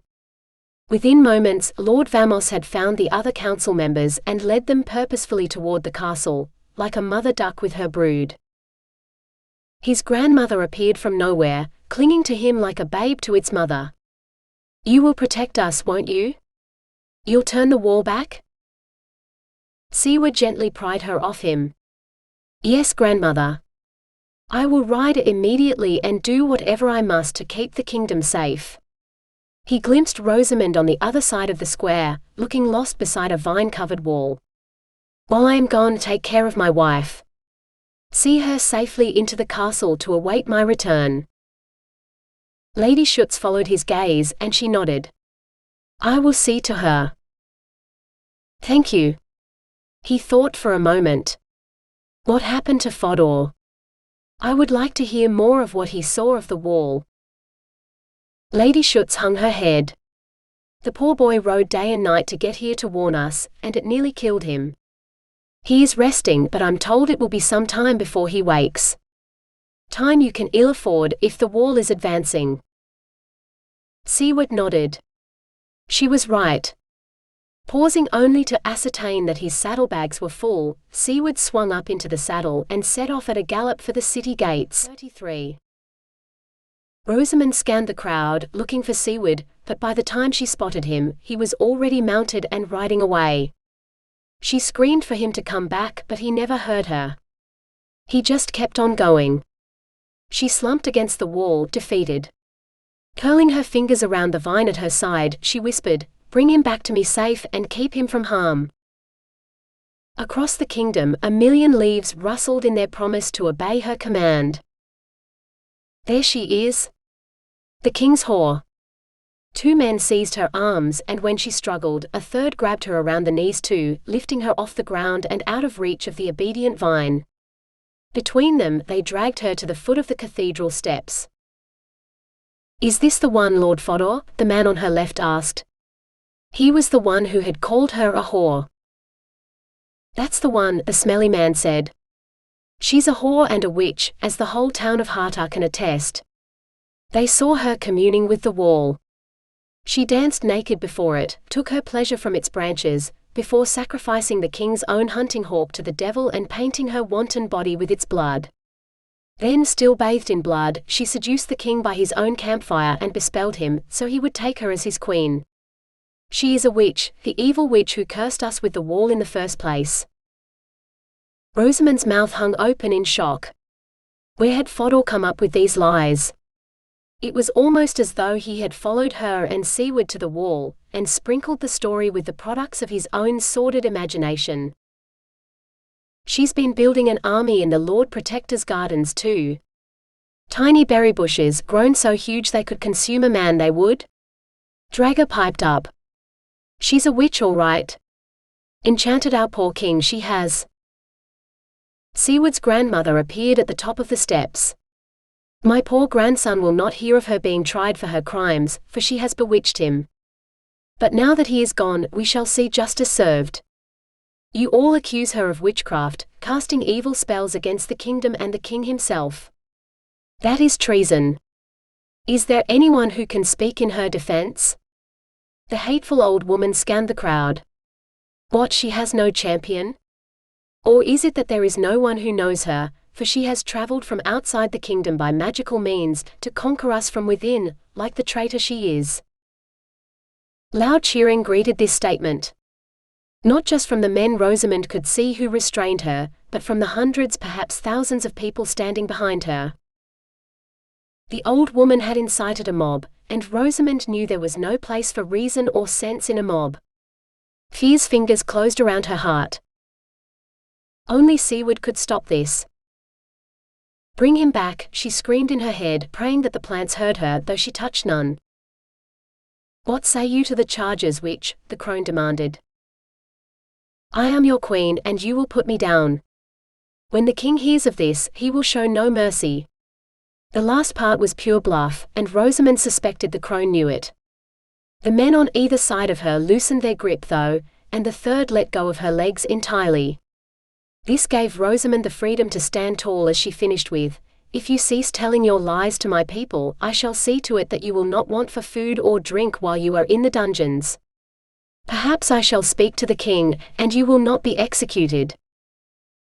Fodor spoke for them all, it seemed, when he strode forward, stopping so that his foul-smelling face was mere inches from Rosamond's. "Shut up, whore!" His meaty fist crashed into the side of her head, sending her to the ground, where the paving stones stole her senses and the darkness gave her a reprieve from pain. 34. As he rode, Siward's head began to clear so he could think. The fastest way to the wall was to change horses at the first town, and the next, resting only long enough to ensure he would not fall out of the saddle. He estimated he could make it to the wall in a little over 3 days. It would still be another 3 days back to the city, so that he and Rosamond could decide what to do about a wall that wanted to attack, but he needed to gather intelligence before a strategy could be formed. Rosamond knew more about plants and the wall than he did. Perhaps he should have brought her. Siward considered this for a moment, then dismissed the idea. Her knowledge should be protected by castle walls and guards, not risked against an enemy none of them understood. If the wall hurt her, what could any of them do against the wall? Rosamond said it wanted to protect them. The wall had healed her scratches, he'd seen it. He hadn't imagined the blood, nor the smooth skin she'd showed him afterward. Why, after 50 years of doing nothing, would it attack now? She could ask it. Rosamond said she could speak to plants, and in their own way, they responded to her. Protected her. Obeyed her wishes. What if it only existed to protect her, and not the kingdom at all? What if waking her and taking her to the capital had summoned the wall to protect her new home instead? Rosamond would know. If it was necessary, she would take down the whole wall. Now he had fulfilled his part of the bargain and she was queen. Siward reined in his horse, horrified as realization struck him. She was not yet queen. Fodor, a rabid dog who had never left the city in his life, had interrupted her coronation before the bishop could complete the ritual. What did Fodor have to gain out of this? The man never did anything unless it fed his own selfish desires. His sister, the Lady Jolanka, who his grandmother had promised would be queen. Who couldn't be queen while Rosamond reigned? The war was right. Rosamond was in danger, and he was sworn to love and protect her. Time to make good on that oath. Siward swung his horse around, headed back the way they'd come. He made it 100 yards before a tree branch plucked him out of the saddle. He hung in the air for a moment, clawing for a handhold, but he caught nothing, so he tumbled into the river that ran beside the road. He came up spluttering and furious. What was that for? He shouted at the offending tree branch. I'm trying to get home to help her. Every tree in the forest shook its leaves as though blown in a mighty storm. With one voice that sounded like an echo of Rosamond, they shrieked, "Bring him home!" 35. Rosamond's head ached. In truth, everything hurt, but her head was the worst. Her arms from her wrists right up to her shoulders burned, and so did her calves. Someone doused her in liquid and she spluttered, jerking awake. She could see the whole city square from up here, for she was level with the cathedral's arched windows and only a little lower than the castle battlements. That did not bode well, for the only thing high enough to give her such a vantage point was the Midsummer Eve bonfire, with the wicker figure tied to the top. Rosamond twisted her head, trying to see if she had guessed right. Indeed she had. She was tied to the effigy, and if she didn't do something, she would burn with it. From the plague to this. No kingdom deserved to have a princess lay down her life twice for it. The witch is awake, the smelly man shouted. Fortunately she could not smell him up here. You will rot in my dungeon, Rosamond called back. You have no power here, traitor, the old woman shrieked. It took Rosamond some time to work out where the old woman was. She stood atop the battlements, half hidden by the roses that had climbed the wall in their quest for sun. They would receive no warmth from Siward's grandmother. You are a witch and a traitor. You seek to rule a kingdom that is not yours, the woman announced. Shouts of witch and traitor rose from the crowd that filled the square, all of them faceless now in the darkness. A faceless mob had no conscience either. I seek to rule my rightful kingdom. Rosamond shouted back. I am Crown Princess Rosamond, daughter of King Almos and Queen Maria. His Majesty King Siward woke me from my enchanted sleep and brought me here so that I might rule by his side. This kingdom is mine by right of blood and birth. The old woman hesitated, but she recovered quickly. Imposter! I saw the princess's body with my own eyes, buried beneath the roses in a convent outside Harta. She died 50 years ago, and you cannot be she. No. It was not possible. No one had entered that convent until the day Siward woke her. When Warren and Monica left, she had told the roses to enclose it completely. That made the old woman. Monica! Rosamond cried. All the people she had known in life had died except for one, her loyal maid. Monica, you of all people should recognize me. You were there when Queen Margarita gave me her crown. Liar! Monica shrieked. You cannot be the princess, even if you look like she did the day she died. It is a trick of some sort, a spell only an evil witch could cast. And if you are not the princess, then you are the evil queen who caused this kingdom so much grief. You killed our princess, cursed our land, and almost corrupted our king, but no longer. Tonight you shall die, burned in the midsummer bonfires like the devil worshippers do to their own. Desperately, Rosamond tried to tell the vine on the wall to wrap around Monica's feet, to drag her out of sight so she would stop. Stop accusing her. Stop fighting her. Just stop. Light the witch's pyre. Fodor roared, thrusting his torch deep into the branches. Stop them. Rosamond screamed in her head. Put out the fire. Don't let me burn. As smoke rose up, obscuring her vision, she wrapped her hands around the pole behind her. It was green wood, still full of sap. She directed her thoughts into the dying sapling, urging it and all the wood around it to grow, to break the ropes tying her and help her down to the square. It was no use.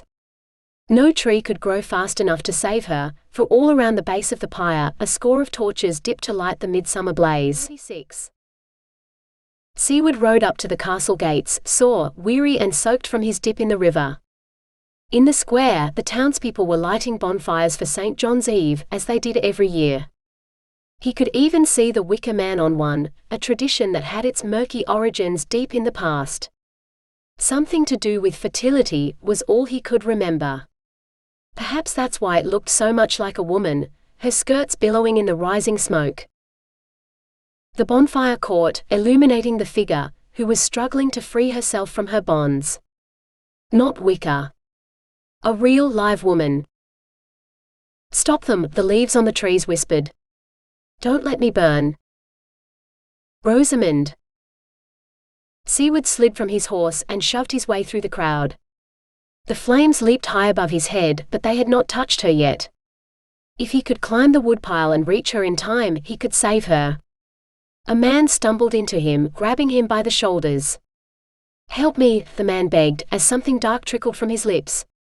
He collapsed at Siward's feet, nearly tripping him, but Siward only leaped over the man and ran on. Rosamond was the only one who mattered. The only one who could save his kingdom. Her kingdom. All this belonged to her. Siward put on a burst of speed. Just before he reached the flames he leaped, clawing for a handhold. The already smouldering branches burned his hands, but he hardly felt the pain. It would be nothing compared to the heart-wrenching agony of losing Rosamond. Slipping twice but climbing ever higher, he reached the top of the pyre. She had stopped struggling now and hung limp and lifeless from the stake they'd tied her to. Whoever had done this would pay with their lives, he swore. But first he had to save her. To cut her free and climb down carrying her would take too long. Siward took a deep breath, then charged up to Rosamond, throwing all his weight against the post that held her fast. No, not a post, he realized as leaves showered down on him, but a fair-sized tree. An ominous crack sounded, but the tree did not break. He retreated a few steps further, to the edge of the flames, and charged again. This time his aim was true. The tree tilted and tipped, and Siward barely had a moment to wrap his arms around Rosamond to cushion her fall before all three of them tumbled down the side of the lit bonfire to the square below. 37. Siward? Rosamond croaked, then coughed. Too much smoke. Are you all right? His arm stuck out at an unnatural angle, and she could feel the pain rolling off him in waves. Broken ribs and more besides, she guessed. Much like herself. The soot-smeared man groaned. Rosamond squirmed around until she could see his face. Yes, he was her husband. His face looked merely smoke-blackened, and his wet woolen clothes had protected the rest of him from the fire, but his hands, oh his poor hands! So badly burned there was barely any skin left. Their tumble had loosened her bonds, so she managed to get one hand free, then the other. Her feet could wait. She took Siward's bleeding blackened hands in hers and kissed them, wishing with all her might that she had the energy to heal him. But all her magic had gone into the sapling that now lay on the paving, sprouting leaves and roots like it wished to start a forest in that very spot. Still, she would do what she could. She seized a handful of leaves from the sapling's crown in one hand and lay her free hand over both of his. Closing her eyes, Rosamond drew every bit of power she could from the tree and poured it into Siward. She might not be their queen, but she would give her people back their king. He let out a wordless cry and arched his back before another cry escaped, louder this time. Then, Rosamond, he said. I am here, my king, she replied. Even in her own ears, her voice sounded breathy and weak. Healing you is best I can. It was the least I could do. You saved my life. But if you heal me, who will heal you? Siward asked. No one. The words seemed to echo around the square, caught by the leaves of the trees and spun into the air.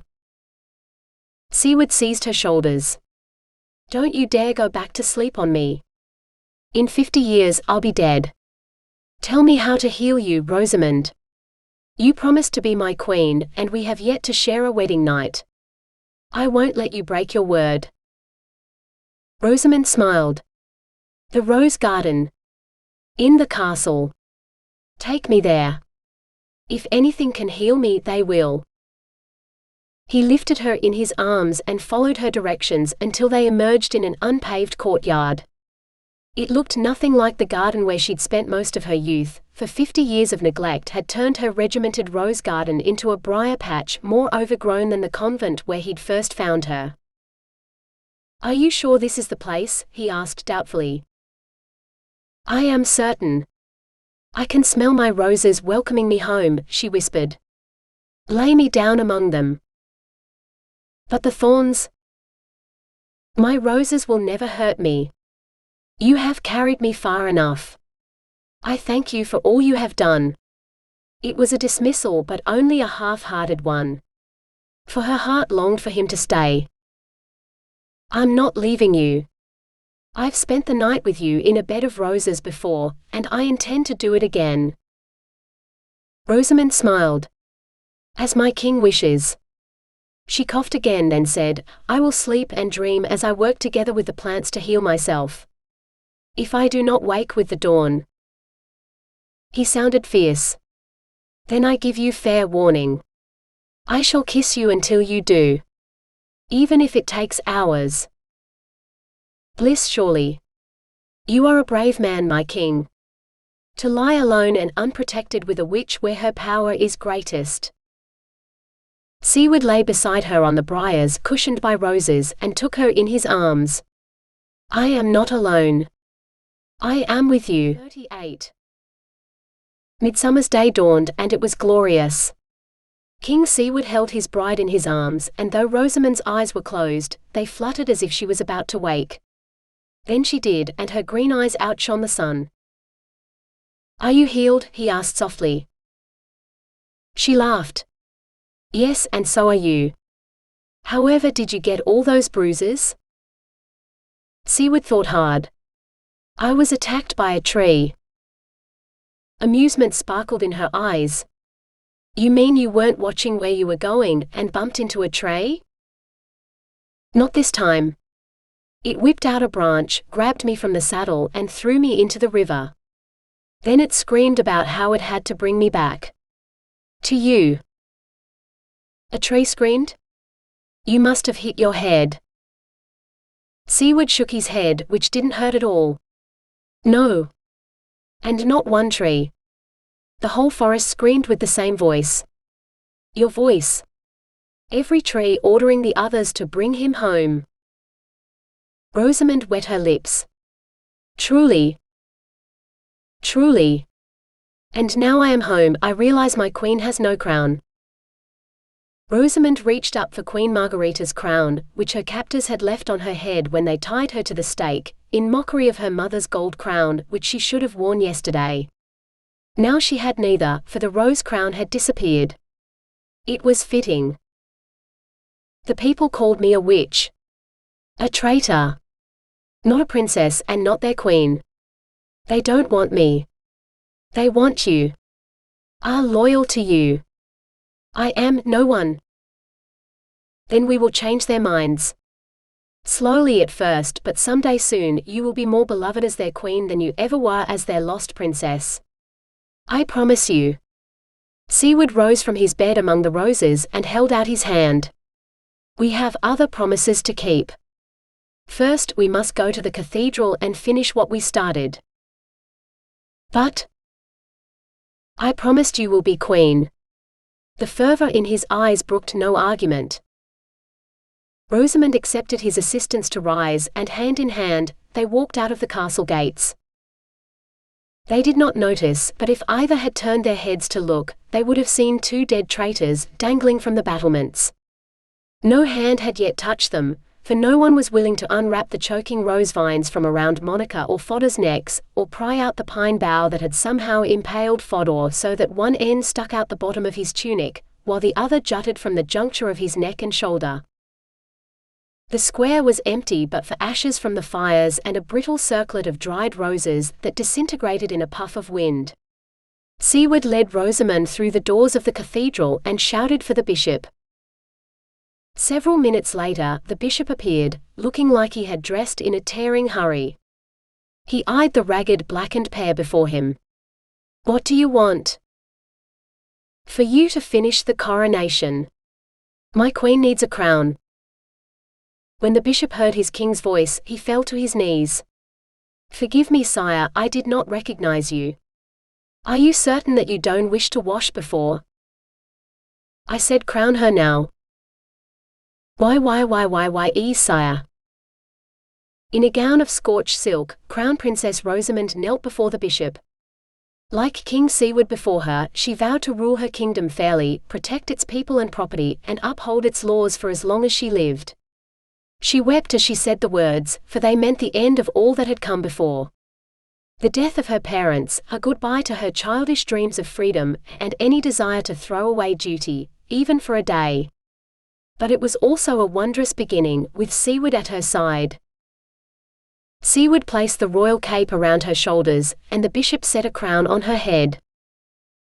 Queen Rosamond took her kingly husband's hand, and, both clad in radiant smiles that outshone the morning sun, they stepped out of the cathedral into a brand new day. 39. Siward woke Rosamond with a kiss, as he had every morning for the last year since their wedding. It is time, he said. She smiled and stretched, still aching from the pleasure of last night's lovemaking. So it is. When they were both dressed, Siward opened the flap of their pavilion and led her out into the temporary village of tents that had sprung up beside the wall. The road ended where the hedge began, as it had for as long as anyone could remember, except Rosamond. But now it was time to make new memories, which was why half the kingdom had come to see the spectacle. For today, their beloved queen would open the door to the outside world. Letting go of Siward's arm, Rosamond approached the wall. She traced a small circle on the hedge, spiraling outward until she had to use her whole arm to span the radius of her circle. Gasps and murmurs arose from the crowd as Rosamond's magic began to make itself visible. A hole appeared in the wall big enough to insert a finger, but no more. The hole seemed to spin, widening as it went, until it could fit first a child's, then a man's hand. Yet still it grew, branches unfolding and undulating until they formed a perfect arch for the sun to shine through from the far side of the wall for the first time in 51 years. Cheering and clapping erupted, but the show was not over yet. Rosamond took Siward's arm once more, and together the king and queen strode through the arch across the border. Then in view of everyone, they turned to each other and kissed. On the inside of the wall, a baby started wailing. The king and queen returned home. The queen commands the wall to be our defense when we are in need, but she will open the door for all those who wish to pass through. For it might have been cursed by an evil queen, but she is no match for the power of Queen Rosamond the Fair. The wailing baby did not care for King Siward's speech, and the loud cheering from the crowd only made him scream louder still. Rosamond sighed. "Lady Jolanka, bring him here." She held out her arms, but Siward plucked the baby from her companion's arms first. "What's wrong, Helios?" Siward asked his infant son. "Selene hit him or pinched him, I am certain of it," Jolanka said, sounding quite proud of the girl as she thrust a beaming baby Selene at her mother. "You'd better name her heir to the throne and not him. She's the fighter and the elder too." "We shall see," Rosamond said. "The king and I have many years yet, in which to live happily ever after. The tale of our twins is yet to be told." Has been Awaken. Sleeping Beauty Retold. A tale in the romance, a medieval fairy tale series. Written by Demelza Carlton. Autonarrated by AI Charlotte from Google.